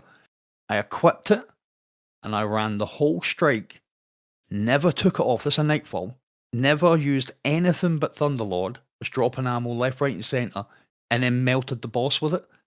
Never had to use another weapon, used that for the whole strike. And I was thinking to myself, as much as I think we all know machine guns have kind of been gathering a lot of dust. Yep. But not because they've been bad. It's because other things like linear fusion rifles with particle deconstruction, and then you had grenade launchers with breach and clear. Other things took the limelight. machine guns did get a buff a while ago, right? 20% or something. I honestly can't remember. A couple It's of been months so ago, they got long. one, yeah. So I had them in my head when I seen that. I'm definitely going to use them, see what they're like. And it was literally only yesterday I was like, I was going to do that machine gun thing, and this was before the TWAB came out. Yeah, And then when I seen you're that, I was definitely like, gonna have to do it. Yeah, well, I mean, I'm definitely going to be using machine guns, but I agree. That's going to get brought down. That is going to get, because PvE enemies, 20% against bosses. Champions aren't considered bosses. nope. They are They're in the majors. major category, yeah. So, yeah, that'll be interesting. I mean, I haven't been feeling like I've been able to use Xenophage got nerfed and didn't feel good, which they did change, by the way. We'll get to that later for exotics. Avalanche, Commemoration. Even the new one, now that you can get stats for all, one for all. I know the Stasis one's like I feel like it's a 900 RPM, and those aren't really my favorite. But if you can get that one for all on a machine gun to proc, which hitting 3 enemies with a machine gun, you already got a lot of bullets anyway. If you can get that to proc, and then you have like stats for all, one for all, like I've got on one of those, 40% plus 35% to everything, or 55% to a boss. That's like 70% damage if you can get that to proc next season. Yeah. There's going to be some fun with machine guns. But yeah, Thunderlord with its lightning bringing down, I think people will be doing damage tests with like Xenophage, Grand Overture, which also get a bit of a tweak, and then stuff like Corrective Measure. You've got Avalanche, Commemoration, Guardian Games is bringing the Heir Apparent. catalyst for Totally Heir forgot about Heir Apparent. Apparent. Yep. Ooh. And that thing's got a shield. At least that thing's not crazy to hear in PvP anymore. Man, when that thing was like, you could hear people spinning up. I was like, oh god, somebody's walking around with an impossible shield. I'm glad that got nerfed. Run. Run. Yep. Yeah, I haven't got you to use machine guns in a while, so I'm just happy to see them come back. Because we've been asking. It's felt like they've needed it. And we were right. When they go this big, we knew they needed it. Probably, as you guys say, that it'll be brought down a little bit. Rocket launchers are getting a bit more of a distinction. Precision frame, which is going to be like your Polymer with intrinsic tracking. It's going to get a minus 10% damage to both impact and detonation. High impact are staying about the same. They have the biggest blast radius. Adaptive and aggressive rocket launchers, picture your hotheads. That's just one I know because I looked up. But any adaptive or aggressive is getting 10% bonus damage. So if you take the precision, which is going to be your intrinsic tracking, like your Hawkeys, versus an adaptive, that's a 20% difference in rocket launcher damage. If you're doing any of the rocket launcher DPS strats, you might theoretically need to look at which one you're using. 20% could make a big difference. So that was one I saw that was pretty big. Exotics. I'm going to try and go through a couple of the highlights here, some of the big ones. Fighting Lion. Blast radius increased by a little bit, damage up by 5%. Apparently they just wanted a little bit back better. Eyes of Tomorrow, since you did finally get it, damage versus bosses and champions is 30% more. Apparently they're trying to... Fired it one time with in real life Titan. Yeah. Yeah.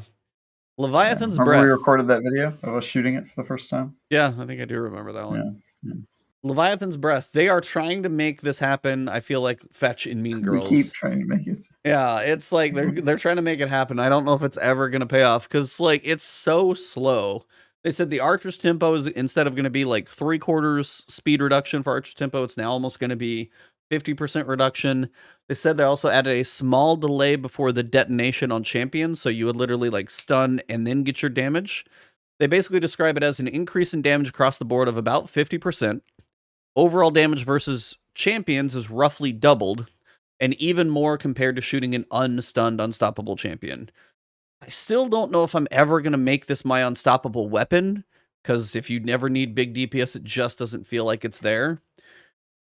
But maybe. I don't know. I still feel like the idea of a slow-drawing giant bow to do DPS, it better hit like a Mack truck, or it just doesn't seem like enough. Do you think this is enough, Mondo? Well, you're not going to take it into every activity, right? No. But if you add that 50% plus on that with a 25% void burn, because Acute gives you 25%. Yeah, if you're in the right Nightfall. And the fact that, unknown to a lot of people, this actually does a lot of damage to champions already. Yeah. So, yeah, I'm trying to make a good case for it. I'm failing miserably. I don't know if The only way I would equip this is to finally dispel the triple bow Nightfall that I keep getting asked to do and keep avoiding like the plague. But yeah, it might get it a little bit more use, but still no. Just have to wait and see. We'll just have to wait and see. Yeah, it's just one of those that it's cool in concept, but I never feel like it was worth the time, the limited ammo. Just have to see. Huckleberry got its zoom increased, so should get a little better range usage. Xenophage, as we said, they're basically reverting. When they made it harder hitting and slower, it did not feel good. So they're basically reverting most of that back. And Thank God. Yeah, I know. I was like, oh, this feels good. Oh, this sucks. Like, it was weird how that little change, which I didn't expect, I really did not like how it felt. So it's going back to 120. They reduced the damage per bullet to basically match what it used to be, but it is getting the 40% damage buff, just not bosses. So it's going to be back to how it was, which I'm good with. I'm happy with that. Layman Arc is too oppressive when combined with external damage buffs. We already know that one, so you're not going to be able to do the one tap. But they reduce the poison tick damage versus players only by 25%. Change the poison damage from burn to poison. They said that's largely housekeeping. I wonder if that's one of those like back-end things for like that future subclass they're trying to build, maybe. You know it is. Has to be, right? That feels like one of those things. Why would they relabel it? You know? Yeah, this is totally not a thing. Please don't pay attention to this thing that could be a thing. But they increase the poison tick damage by 50% versus combatants, which I'll take. If you are going to go and use that tick damage, I will take a bonus there. So I'm good with that. Make Layman Arc more powerful in PvE. Yep. I'm good. I'm pretty sure it's really powerful in PvE. Well, it's about to be a little bit more fun. So find a Void Burn and unleash hell. Lawrence Driver, they said it could be difficult to fight against in PvP. So they reduced the body shot damage by 20%. Body damage reverts to old behavior when the weapon's damage is in its bonus mode. Precision damage in any mode is unchanged. Basically, they were saying you could get very high body shot damage and almost have a really easy follow-up. They wanted to get rid of that change. Seems reasonable. Skyburner's Oath, one of the biggest changes that I think it got. So they increased... Hashtag take the oath. Let's see those in Twitter. If you guys tag Travis, like give me a bonus tag in there. I want to see you guys do that. But I need clips. You can't just like tweet an empty tag. I want to see clips. I want to see you taking that oath. Skyburner's Oath got increased ADS projectile speed to hit scan, which I guess it wasn't before. Both ADS and hipfire now 150 RPM. Hipfire projectiles no longer track, but it arcs kind of like a grenade launcher, but has larger ADS or has larger detonation size. Hipfire detonation also applies burn to targets. And the bonus range from the masterwork has been rolled into the base stats. So it's just got more range in general. And the masterwork now grants reload speed. And it has the highest airborne effectiveness. So you really are meant to be a floating AC-130, which is trying to live up to its name at this point, it seems. You guys actually going to pull this thing out of the vault and go try and... We need Cog to do it, because he's going to be the Warlock floaty guy up there with the solar burn and just hanging out. So Warlocks, if you see any AC-130s coming through PvP, just, get in cover. That's all I got to say. I'm going to take the oath, absolutely. Last word... Reduce mouse and keyboard recoil penalty from 33 to 22%. I really hope I don't see more on PC. Please. I don't need to see last word more. I'm not saying I see it that often, but I don't want to see it any more than I already do. You will. Probably true. The one that hurts me, I'm sure there's a case for it, but this one hurts me. Arbalist had its damage reduced versus champions by 25%. Still gonna hit your bosses, still gonna hit your thanks. Thank you. Man, I enjoy that weapon. It's like... it's a crutch. It is. I'm not going to argue because it breaks all shields. It's a barrier weapon, and it hit pretty hard. It is only against champions, so it's like you can still do some good damage against like elites and stuff with it. So it is just Here's my argument why you should be pro Arbalist getting nerfed. Because Arbalist right now, the only reason it's popular is because it gets around bad PvE mechanics that Bungie refuses to fix. Well, that's the reason I like it, yeah. Exactly. That's the reason you like it. Yeah. So without it in the sandbox, it will force Bungie to address the real issue, which is that champions are not good. they're broken. Yeah. Half of the champions don't even work right. And without Arbalest there to without Arbalest there to save you from how bad that is, Bungie is now going to have to fix champions. And so I say, good riddance. Get Arbalest out there.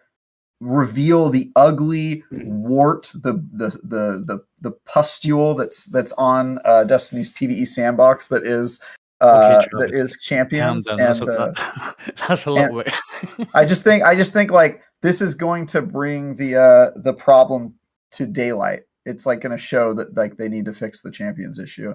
And so yeah, I'm not a fan of like workarounds that basically you have to have this in your loadout if you want to be able to do an activity that has champion heavy, because this is the one weapon that goes around the mechanics. Just fix the mechanic. It's bad. And so I saw this and I was like, oh yeah, that's going to piss a lot of people off, but also it's overpowered.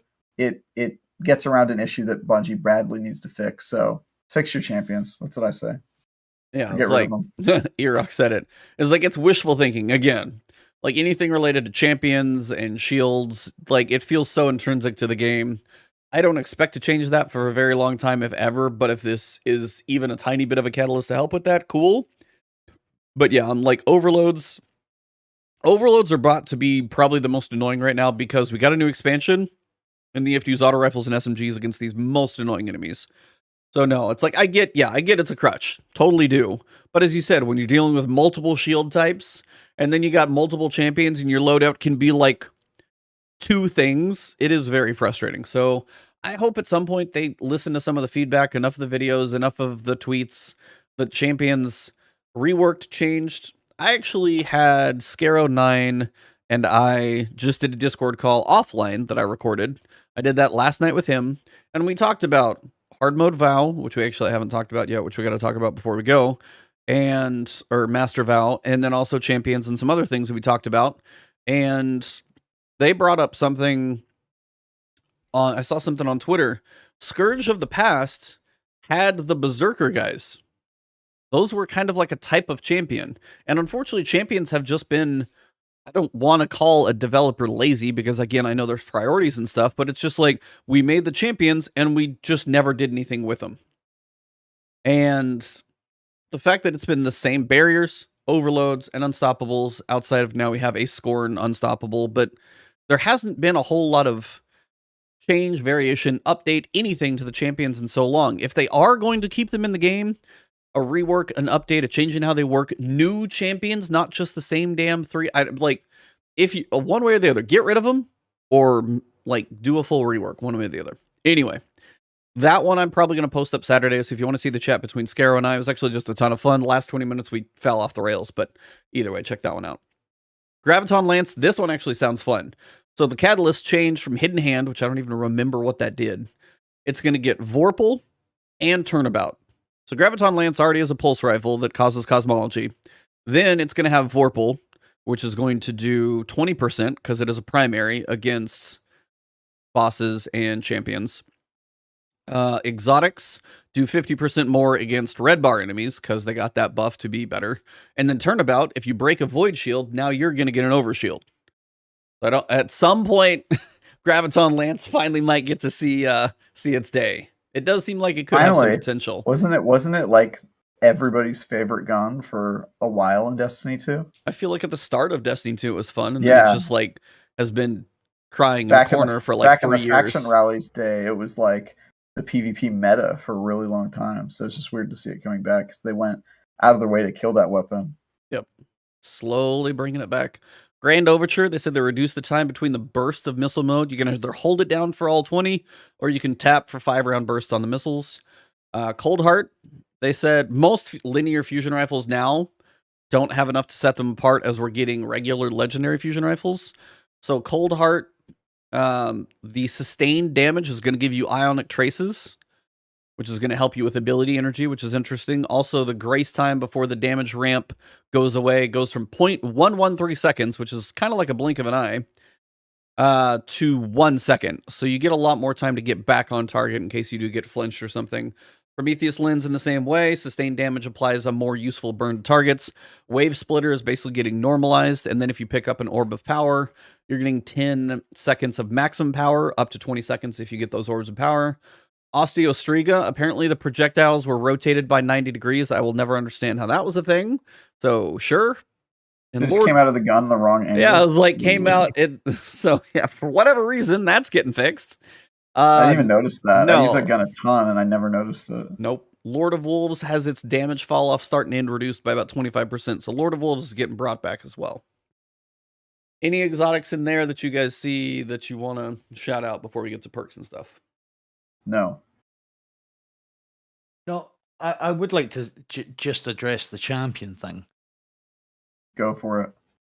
Yeah. Which really covers Obelisk. I agree that, as I'm sure everybody does, that champions are a pretty waste of time at this point, especially when mods don't stop them. But I'm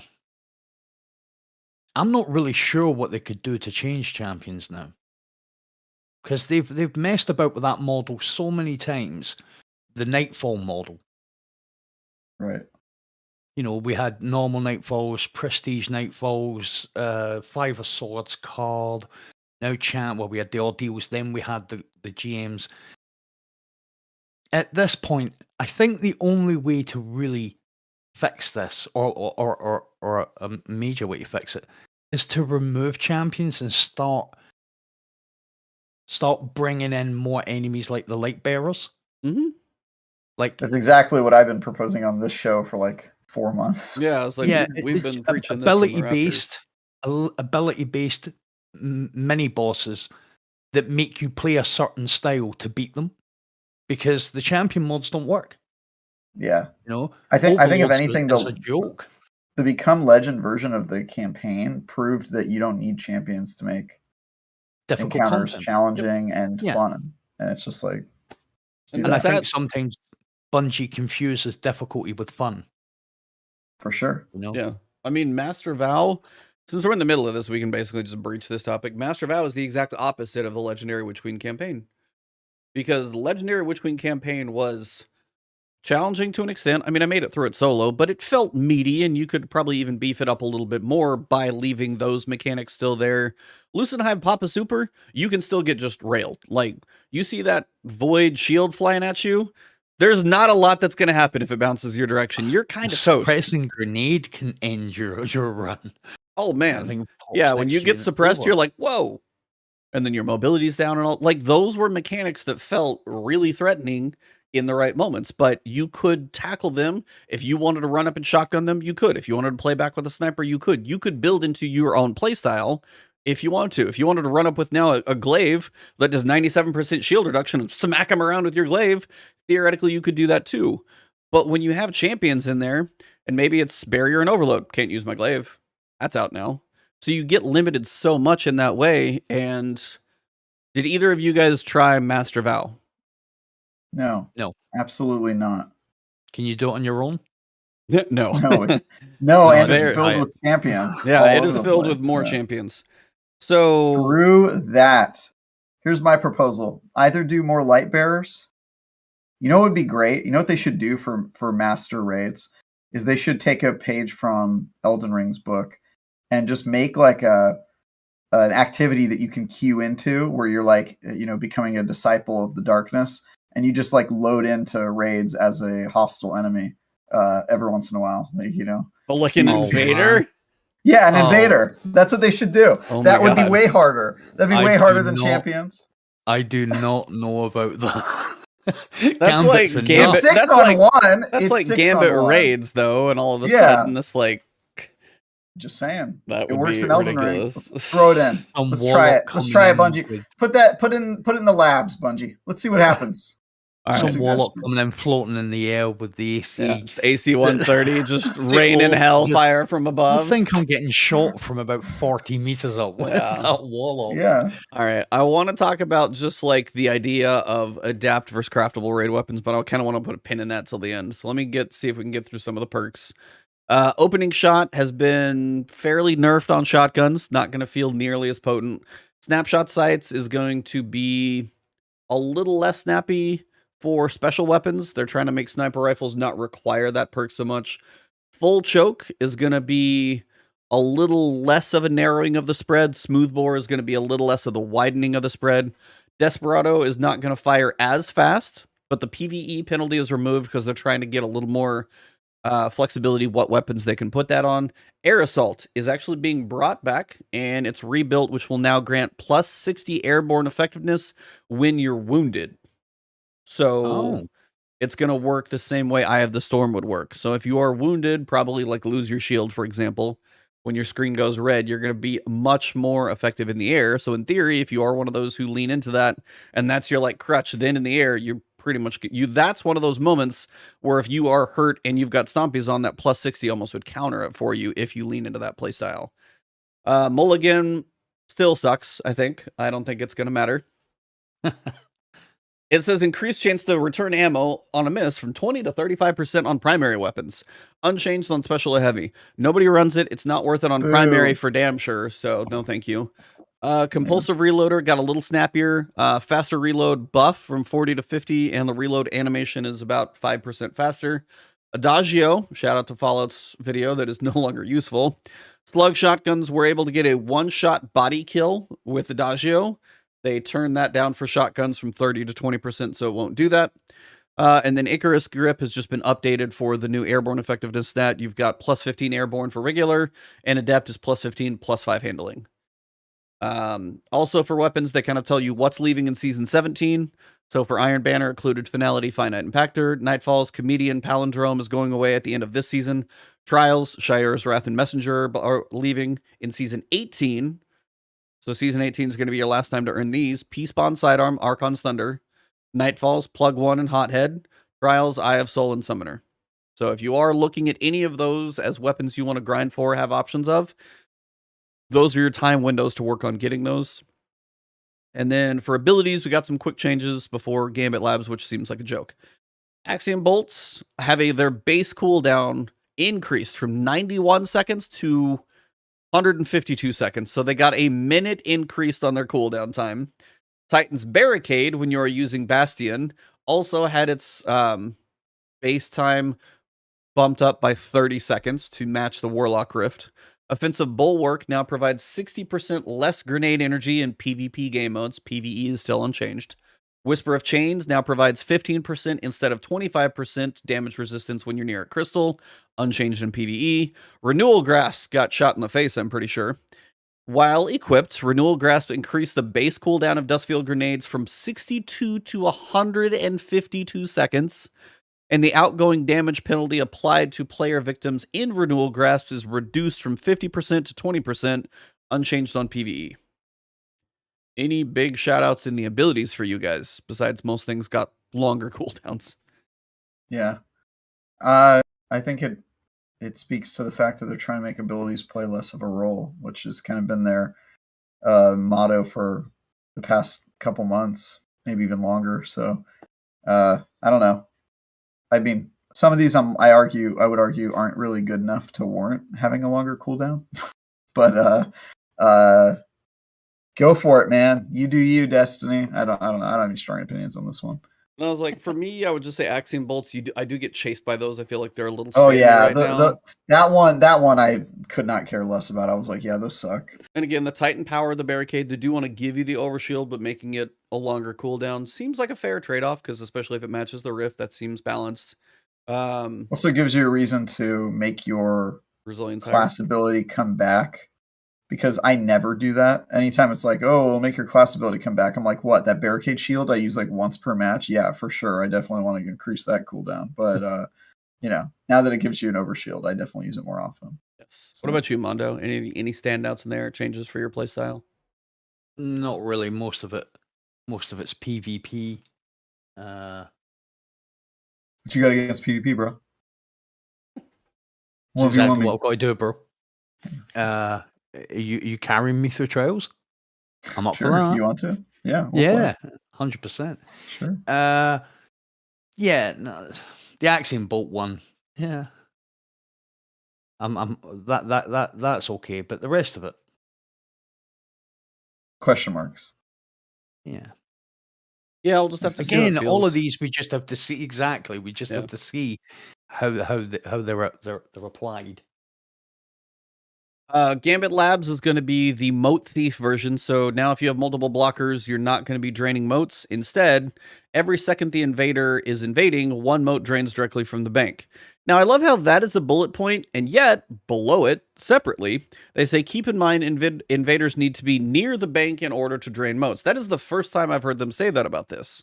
So instead of like invading and then being like hide and go seek, which is what they say they don't want it to be hide and go seek, I really hope it says you need to be near the bank, like on the game screen somewhere. Otherwise, nobody's going to know. People invade and be like, why aren't they draining? Now, granted, yeah, you could go pop a bubble on their bank and be really annoying. I get that. Maybe a well of radiance just to be ultra frustrating, to just be hard to kill.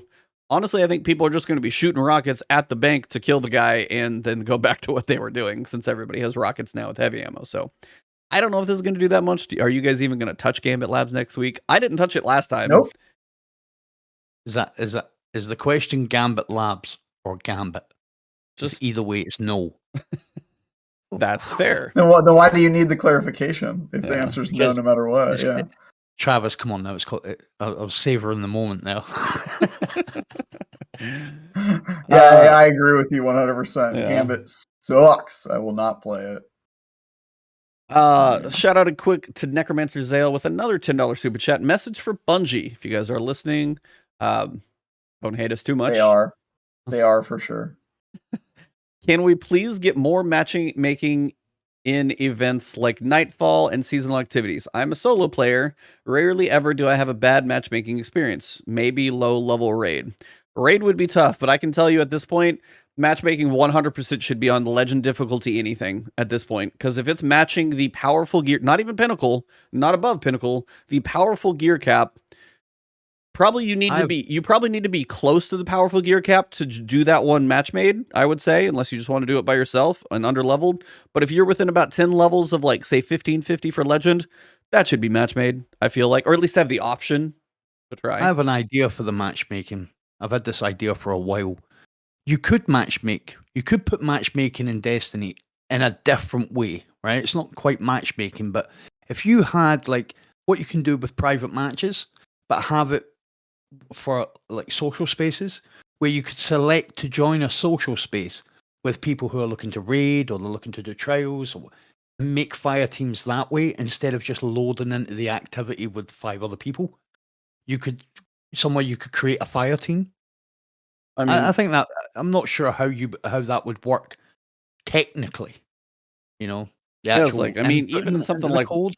Like, even in something like World of Warcraft, there are massive social spaces, but when you go to, say, search for a dungeon, it's still typically done through a menu-based situation, just to, like, walk up and, like, tap somebody on the shoulder in the tower and be like, hey, do you want to go play?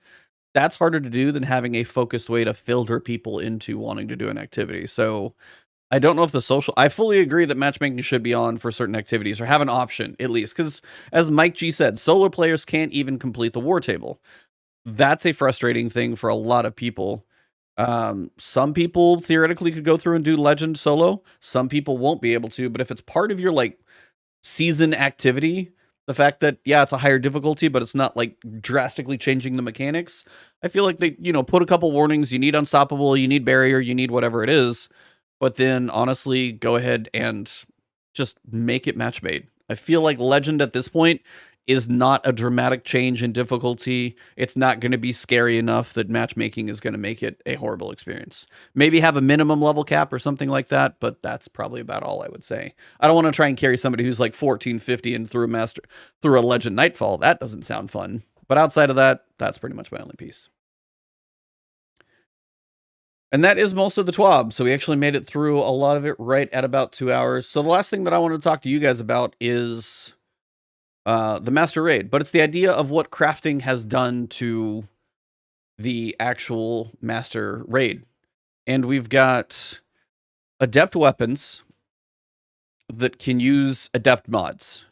They are going to likely see 2 perks in the 3rd and 4th slot, and you get those. You get a random adept weapon. Seems like it's probably on a knockout list, so you'll probably get each one once first. And you get it from the challenge that week on master difficulty. Or You can craft your weapons from the raid by getting the set number of patterns, but you have the ability to go after your basically perfect god roll.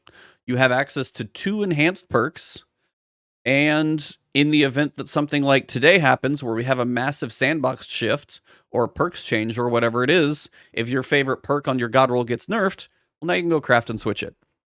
So the way I describe that, yeah, sure, I'm leading the witness, but adept weapons at this point feel, and I'm saying this from multiple people in the community, feel very pointless to go for. Like Master Vogue, people said there wasn't a lot of benefit to them in the first place. And again, they're kind of stingy on where you could get it. But even on that one, if you were going to go for Fatebringer, you would at least farm for it. But now that we have craftable, now that we have enhanced perks, adepts really feel like they're in a bad place. The Master Raid, outside of doing the triumphs, feel like they are not worth your time. So I wanted to ask you guys, is there something you think that they could do to adept weapons to make them worthwhile? Or do you think at this point, maybe it's something that needs a complete rework, revisit, or otherwise? Where are you guys at on the way things are sitting with these master level raid weapons dropping adept that hardly can match crafted in the first place, if not even be as good? Should probably pass this over to the guy who does all of these activities. Mondo, what do you think? Thank you. I haven't done Master Vogue yet, but Master Vow. Yeah, but you grind for adepts. I get a lot of adepts, yeah. I think, see, our problem with the craftable weapons, that the craftable perks, especially in the enhanced, kind of not worth it. You know, some of them anyway.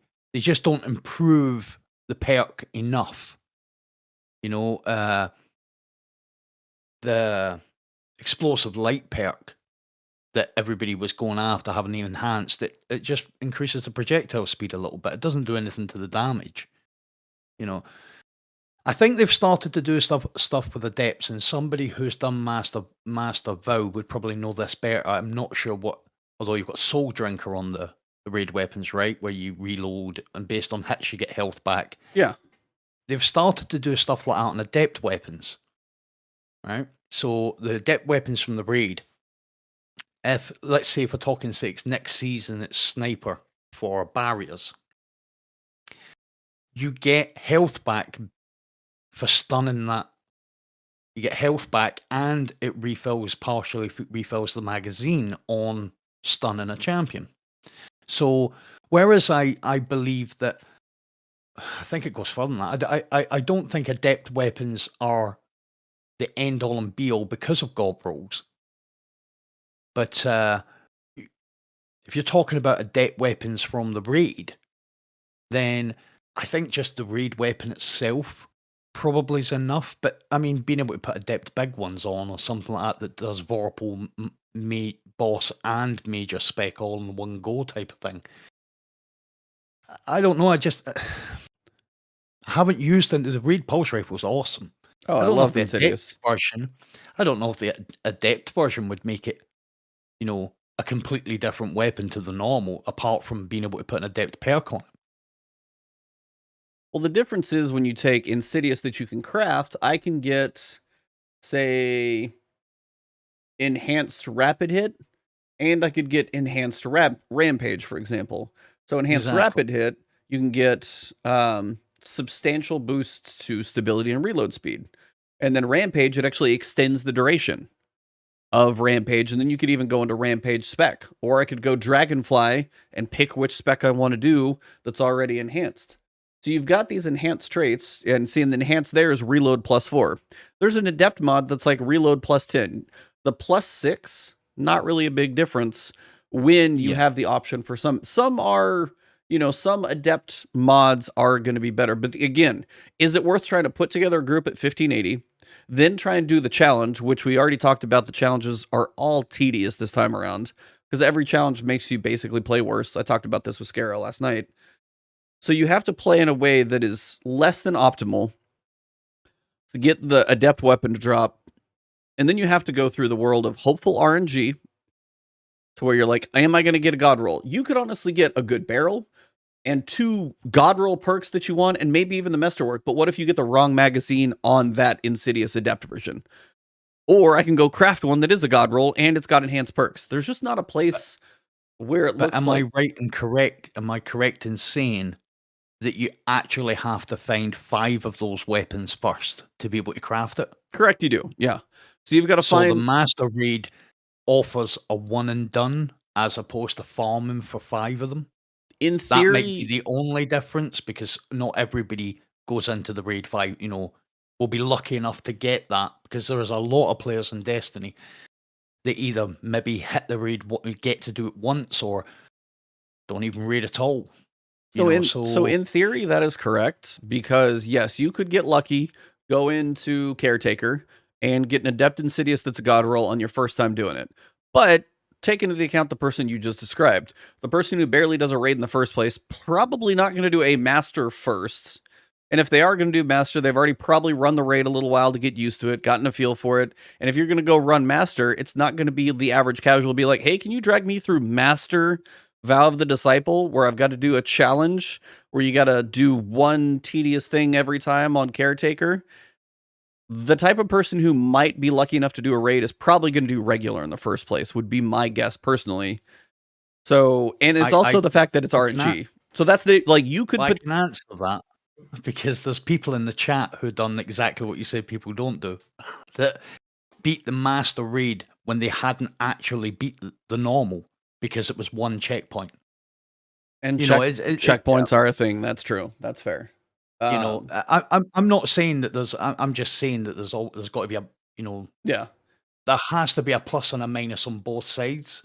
There has to be an argument for and against. I think there is a place for adepts, but I think there's also a place for crafting. I think it buys into the type of player you are. Do you have the ability to go and farm for these weapons and build a good weapon? I think sometimes some people have to, I don't want to say lump, but take, I got my adept weapon, I'm fine. The perks aren't great, but I've got an adept weapon which increases all the stats, and I can put the mod on, and, So I don't really think it's a big deal either way, to be fair. Yeah. That's just my opinion. I kind of think adepts aren't much better than craftable weapons, and they carry with it certain risks, and I think that that's okay. I think this is a situation where Destiny players are a little too close to the game and don't realize that it's actually set up in a way that makes sense. So, like, if you're the average Destiny player, you're probably not even going to craft weapons, just because even that takes kind of a lot of effort. You have to craft a raid weapon, you have to get it 5 times in, a red frame state, which is already like way more than the average Destiny player plays. So there's like this kind of bottom tier of people who don't do crafting at all. And then there's like what I would say like the middle tier, the core like Destiny player who maybe is a regular player, but not super ultra hardcore, has to do every event, not the Teddies of the world, right? Not the Mondos. And those people are probably going to use crafting, and they'll use it to get like 85% of the way to like, a top S tier like god roll, because they can, and it's also easier to manage because, as you said, they can just re-roll the perks, and that makes the barrier of entry to having like pretty good weapons somewhat accessible. I mean, it's still crazy that you would have to do a raid 5 times, but it's still, somewhat in the ballpark of like, if you're a regular player, you can get there. Yep. And then I view adept weapons as being like just the upper echelon. And for those ones, I feel like you want to make them as inaccessible as possible, because one, those are really for the people who play Destiny constantly, that have, 7,000 hours on it and like just like doing that sort of content, and they need things to chase. That's part of why they play. And also, it's sort of okay if those hard won perks then get debuffed, and then they have to roll, farm for a different role, because that's sort of why you're chasing adept weapons anyway. So I feel like they should be better, but not that much better, because if they're are they actually? So I guess here's my question: are they actually better?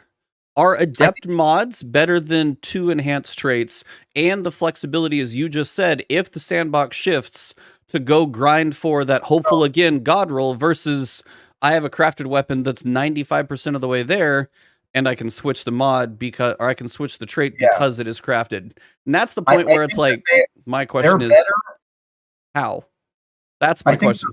They're better without the flexibility factor, but I think that that's okay because the flexibility that's for the casual audience. I mean, the people who are, the super elites are going to grind for the god roll regardless, and some people like that. Some people look at the crafting and go, oh, that ruins what I like about Destiny, which is grinding for that god roll. And so I think Adept should be better when you're just looking at like 1-to-1, but crafting should be better long term because its whole purpose is to kind of give players like myself, frankly, I'm like a player who I hate doing the same activities over and over again. It bores the crap out of me. So I don't want to have to do a Grandmaster Nightfall, 5 times in a week just to get a god roll. But crafting gives me a way to sort of feel like I'm in that zone of getting god rolls without having to, hate Destiny because I'm having to play it so much and grind for a certain role. So I think it is the goal should be adept weapons are better in the short term if you get a god roll, worse in the long term because craftable weapons have a better kind of utility and more flexibility that I think is better for a casual audience. But I think that that's a feature, not a bug. And I don't think adept weapons should be significantly better than craftable weapons because then it makes that content mandatory. So people like me who just skip Grandmaster Nightfalls because we don't get a kick out of it, all of a sudden feel like we have to if we want to be competitive in Crucible or if we want to be part of the meta in PvE. And I feel like that is a line where you're going to make all your players hate your game if they feel like they have to get god roll adept weapons, and that becomes a problem. So I kind of view it as like the way things are now is kind of working. I think they could do a little tweak here or there. Maybe adept weapons could be a little bit stronger, but I don't think that they should be infinitely stronger. And I don't think that they should have the same flexibility as craftable weapons because the chase is kind of part of that sandbox for players. So I'm looking at it like kind of seeing the beauty of the system that they've created. But I get why people feel like they're getting slapped in the face when they grind for an adept weapon and it's barely stronger and then it becomes not relevant a season later. I get why they're saying that, but what I would say to those people is you chose this life. You are voluntarily doing this super extra, super optional piece of Destiny that you don't need to do. And so, that's sort of the risk that you have when you do that. That's sort of what you're agreeing to, I think. So I don't know. I kind of see it as not really a problem personally. Well, maybe that's just one of those where we're going to just have a difference of opinion. I guess for me, it's the point of if you literally said that the adept weapon isn't in the long term going to be as good as the crafted weapon, but in theory, it could take me just as long to get the adept weapon as the crafted weapon, or longer if my luck is bad. You're limited on the number of adept weapons you can get through your account every week, unless you do want to cash in a bunch of tokens, but then you still got to earn those back. But then on the other side, if I'm unlucky and I get crap adept every time, and then I've crafted my god roll, that effort put into trying to get the adept weapon was all for naught because now I just made the other one and I could have done that exact same thing without going for the adept. Does that make sense? Or am I crazy? Mondo, do you have any opinion here? I can see what you're saying there. And with that, I kind of, again, the only thought I've got on craftable raid adept weapons versus, craftable raid weapons versus adept weapons, which ones are better, is literally the points that have been made. The only thing that you can say is if you craft a weapon, you can, when we get 9,000 word TWABs, you can adjust your build or your weapon to suit if there's something that's going to be really strong or blah, blah. But that's to say that those perks are going to be part of that, being able to build that weapon because they're limited in their perks, right? But I agree that it's a better adept weapons. It's more, for me, the reason why people go after adept weapons, I believe, is because you do get that stat boost in every stat. Could you, if I gave you a blind test and said, here is the exact perks on an Insidious. One is adept that has been masterworked. One is not, but every other piece of that gun is the same. Do you think you could tell them apart? And that stat boost is what, 2 on each stat? Probably not. Okay, so then Until you put the adept big ones on and asked me to shoot an elite enemy. Adept big ones is one of the few crutch things that Adept has, is the fact that it's majors and boss spec put together. That is like one of the few things Adept weapons have. That's like literally it. But then on the other side, you could have Rampage last a little longer. Adept weapons can't have enhanced perks. Do you think Adept weapons should get enhanced perks? Either of you guys? Yes. Travis, do you think they should get enhanced perks as maybe just a lucky chance? Maybe. Again, I think adept weapons should be stronger in the short term. I just don't think that they should be much stronger, because my fear is that those weapons are so good they feel mandatory, or they define the meta, or you have people saying, oh no, I don't want to do trials run with you, or oh no, I don't want to run the raid with you because you don't have this adept weapon that's got enhanced perks, and that just is going to alienate people. I feel like people who are in like the, let's call them casual hardcore, where they play Destiny every week, but they don't like beat themselves up to get every single triumph and every single adept weapon. I feel like those people are vital to the Destiny community, and that they need to feel like they can miss out on adepts and it's not the end of the world. And so to that end, I would just say adept weapons should be good, but not much better. And I think right now they're kind of in that spot. If you disagree that they're just like not even better, like that crafting weapons is actually better in the short term than getting a god roll adept weapon, then yeah, maybe they need a little bit of a buff. But I'm just wary of giving adept weapons too much of a buff, because if they feel mandatory, it's really going to suck. It's going to suck for the vast majority of players who don't want to grind for adepts, and I'm one of them, by the way. I mean, I have trials adept weapons just by circumstance, because I play a lot of trials, but I don't have any Nightfall weapons. I don't have any raid adept weapons. I don't go for that content. So I'm wary of it, man. I mean, I get what you guys are saying. I truly do. And the raid is unique because Nightfalls, they're not craftable right now. There's not a craftable Hung Jury or Hothead or Comedian or whatever's coming through the Nightfall. Those are not craftable right now. I don't know if those theoretically ever will be. And that's where having the adept gives the person to go after the Grandmaster. My thought is, take the first raid encounter with the totems.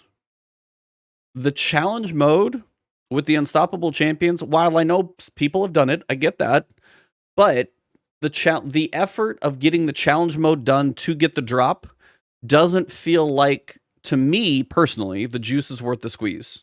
Now, people probably have that encounter good, and that's fine, but the groups that are able to do the challenge mode on Master to get an adept drop, even for their sake, the fact that it's RNG is, I think, what hurts. There's not even curated roles this time around. It's not like Fatebringer has 2 perks on the bottom when you get a time lost Fatebringer. 2 are random and 2 are what you would consider the god roll. So if you do actually complete that challenge, you've got a solid weapon base. It's just 4 perks that are random, and it's the RNG nature of adept weapons that I don't think are enough personally, because you could get junk for just as long in regular and master. And I think the junk randomness is what hurts this specific raid adept weapon, to me. If we're talking about effort versus reward. Yes, that's part of my issue with this. Well, if you're talking about that, then there is no argument. I agree. If you can go through a normal raid, chew through a normal raid relentlessly, 3 times a week, keep doing it, get your red bar weapons. I think there's a chest that might give you red bars, or yeah, you can get, if you do the symbols, you can get a guaranteed red bar. Yeah. Right. So you can predictably, after 2 weeks, if you raid on each character, you can craft that's saying you get the same weapon. Right. You could. There's a path. There's a path to get there. Yeah. In the second week, you could craft. If that's what we're talking about, which is a different thing from are they better, then I agree on if using that as the template. Then for the ease of getting it, then you have to. I agree, but I don't think that that's the argument. I think that it should be abnormally hard for a minor benefit. I think that that's how it should be. But I think if you take adept weapons across the board, though, and if we're just talking about adept weapons across the board, right? If you're talking about the raid, I think it's, as you've said, it is a little bit more difficult to get the adept weapon, and then you want the right roll. Whereas if you do something like a GM on a double reward week, you know, I ran 3 yesterday and got 2 snipers from each one, all with different perks, and I actually got opening shot snapshot. no, lucky you. Whoops, nice. Well, For now. don't know how good it's going to be now. Well, But you know, it's still solid. the reward was definitely worth the effort, you know, because Yeah. it never took me ages to do them.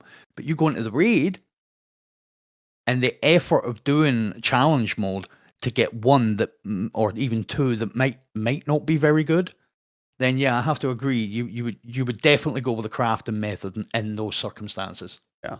It's just a weird, it's kind of brought this whole crafting idea where some people are like, this is the issues with crafting. That's all Tassie say that. And this is like, this is the issue with master content. I'm in this weird point where I'm not entirely sure the juice is worth the squeeze.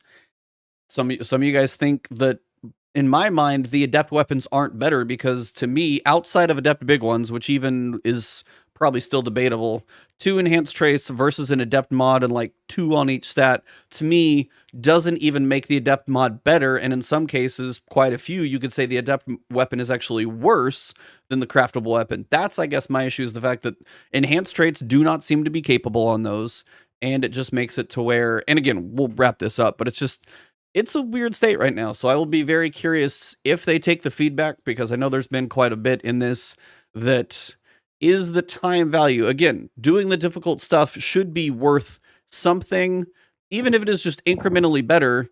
Theoretically, right now, it's incrementally worse in certain situations. And that's where I think it's just this weird state where we're at. So Just the long term, I think. Yeah.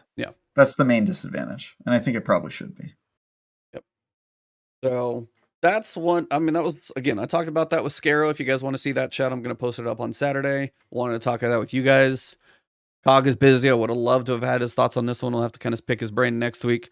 Shout out to our guest next week, by the way. Got Jarv coming in, so we're going to keep another guy from across the pond. Just keep the European guests coming over, so hopefully they're all getting some sleep after the show. But yeah, we'll be checking out probably Guardian Games preview during that one and everything else. But it is, and I'll have to pick their brain on it too, because it is, I'm seeing this a lot on Twitter. I will be very curious where all of this lands, because when you go through and put your effort into these very difficult things, at some point it does feel like it needs to be worth the effort for more people, or I think less people will find a reason to do some of these things, especially now that crafting is giving you an alternative. Before it wasn't there, and this was actually a way, like VOG, this was your like better perks, curated rolls. It was a much faster way to go after a weapon. Theoretically, now that may not be the case, which is why it's interesting. So I'll just be curious where it settles. But honestly, Mondo, thank you for joining us tonight. I think this is where we are going to wrap this thing up. At this point, this is one of those times where I want to say the floor is yours, where people can find you, check out your content, what you'll be doing, what they can expect from you. Literally, this is the time to self-promote the living crap out of yourself. So go for it. I'm on YouTube. No. And you are so good at this. Yeah. Well, I'm not really good at self-promoting. I'm at Gage. You'll find me at YouTube, LiveMondo. And you can find me on Twitter at LiveMondo. Very nice. Yes, go please follow this guy. Check out his guides. LiveMondo on YouTube and LiveMondo on Twitter. Please follow him. Get this man some more subscribers. If you guys listen to this show, subscribe to his channel. Great content, nice guy, and he'll walk your solo butt through some of the stuff that I haven't even done in a while. So please check out his content. Very, very nice guy and very patient in a similar way to walk you through complete encounters. So please support him and get him some love on his channel. I'd appreciate that. Travis, what about you? You guys don't see each other as competitors? Yeah. Honestly, I mean, he's doing stuff. Don't you guys kind of compete for the same viewers, kind of? I mean, in theory, but also he does Grandmasters, and I haven't scratched those in a while. If I got into Grandmasters, that might be. But even then, different people are going to have different perspectives. They like different ways things are explained. I've heard that enough times where people like, I'll watch multiple videos over one thing just to kind of get an idea. So it's like, There's about 4 or 5 of us that all kind of do, 5, maybe 6 that do all the same things. I don't see anybody as a competitor, same way that I wouldn't self-promote, because people that want to find you will find you, and they'll stay with you. Yeah.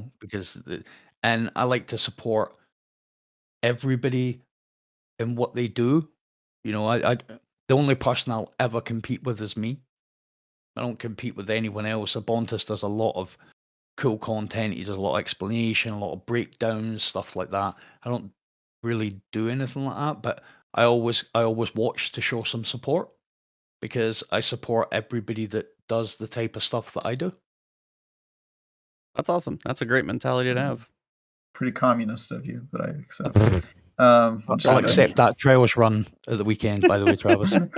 I'm down, actually. Yeah. Well, yeah. Who knows if I've not played a ton of Crucible this season just because. The excuses have already started. But I'm down. I'm down. I am down. I'm down. We'll get through it. Actually, I've got a friend. I've I've been going flawless with pretty regularly. So if he's on this weekend, I'll get you in. Man. Love that. For sure. Cool. Yeah, you can find me on Twitter at TyGuyTravis if you care about my tweets. I also have a bunch of content on IGN.com. Ebontis reminded me that I did do the preview for Outriders World Slayer, so you can see that live on IGN.com or YouTube. I've got the review for Postal 4, upcoming review for Trek to Yomi.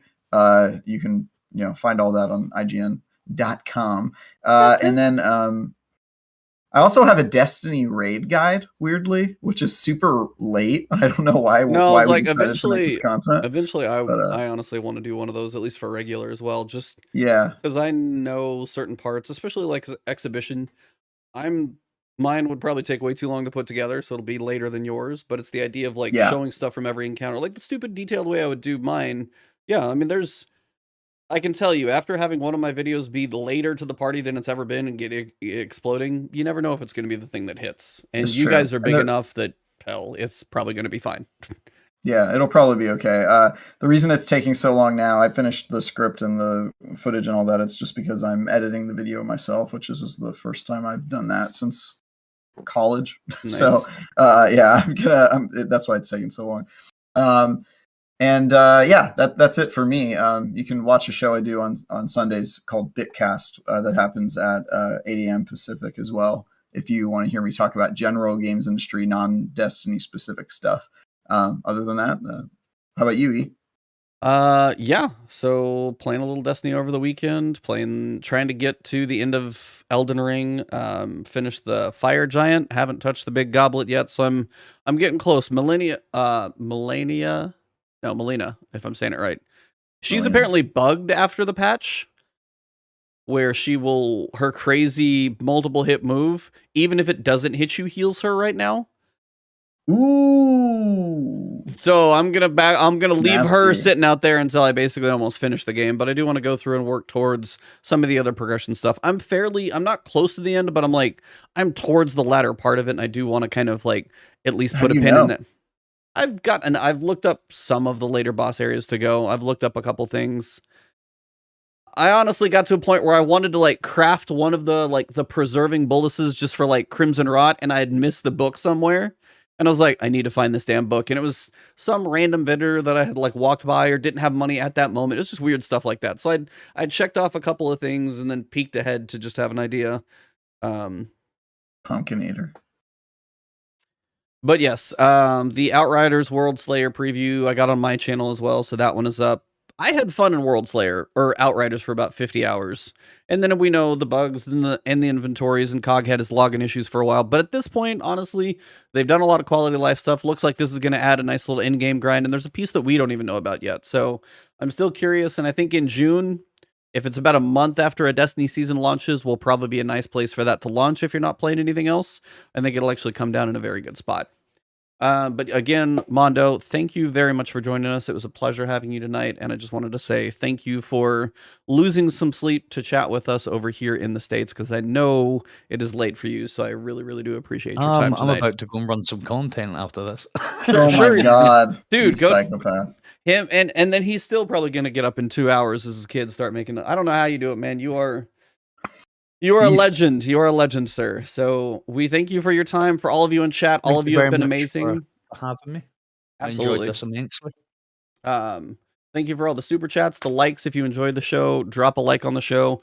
Please, again, subscribe, follow, like all of these people's amazing content. And for everybody in here for this episode tonight on April 21st, thank God I didn't get jury duty. We're wrapping this one up. So have a good one, everybody. And it has been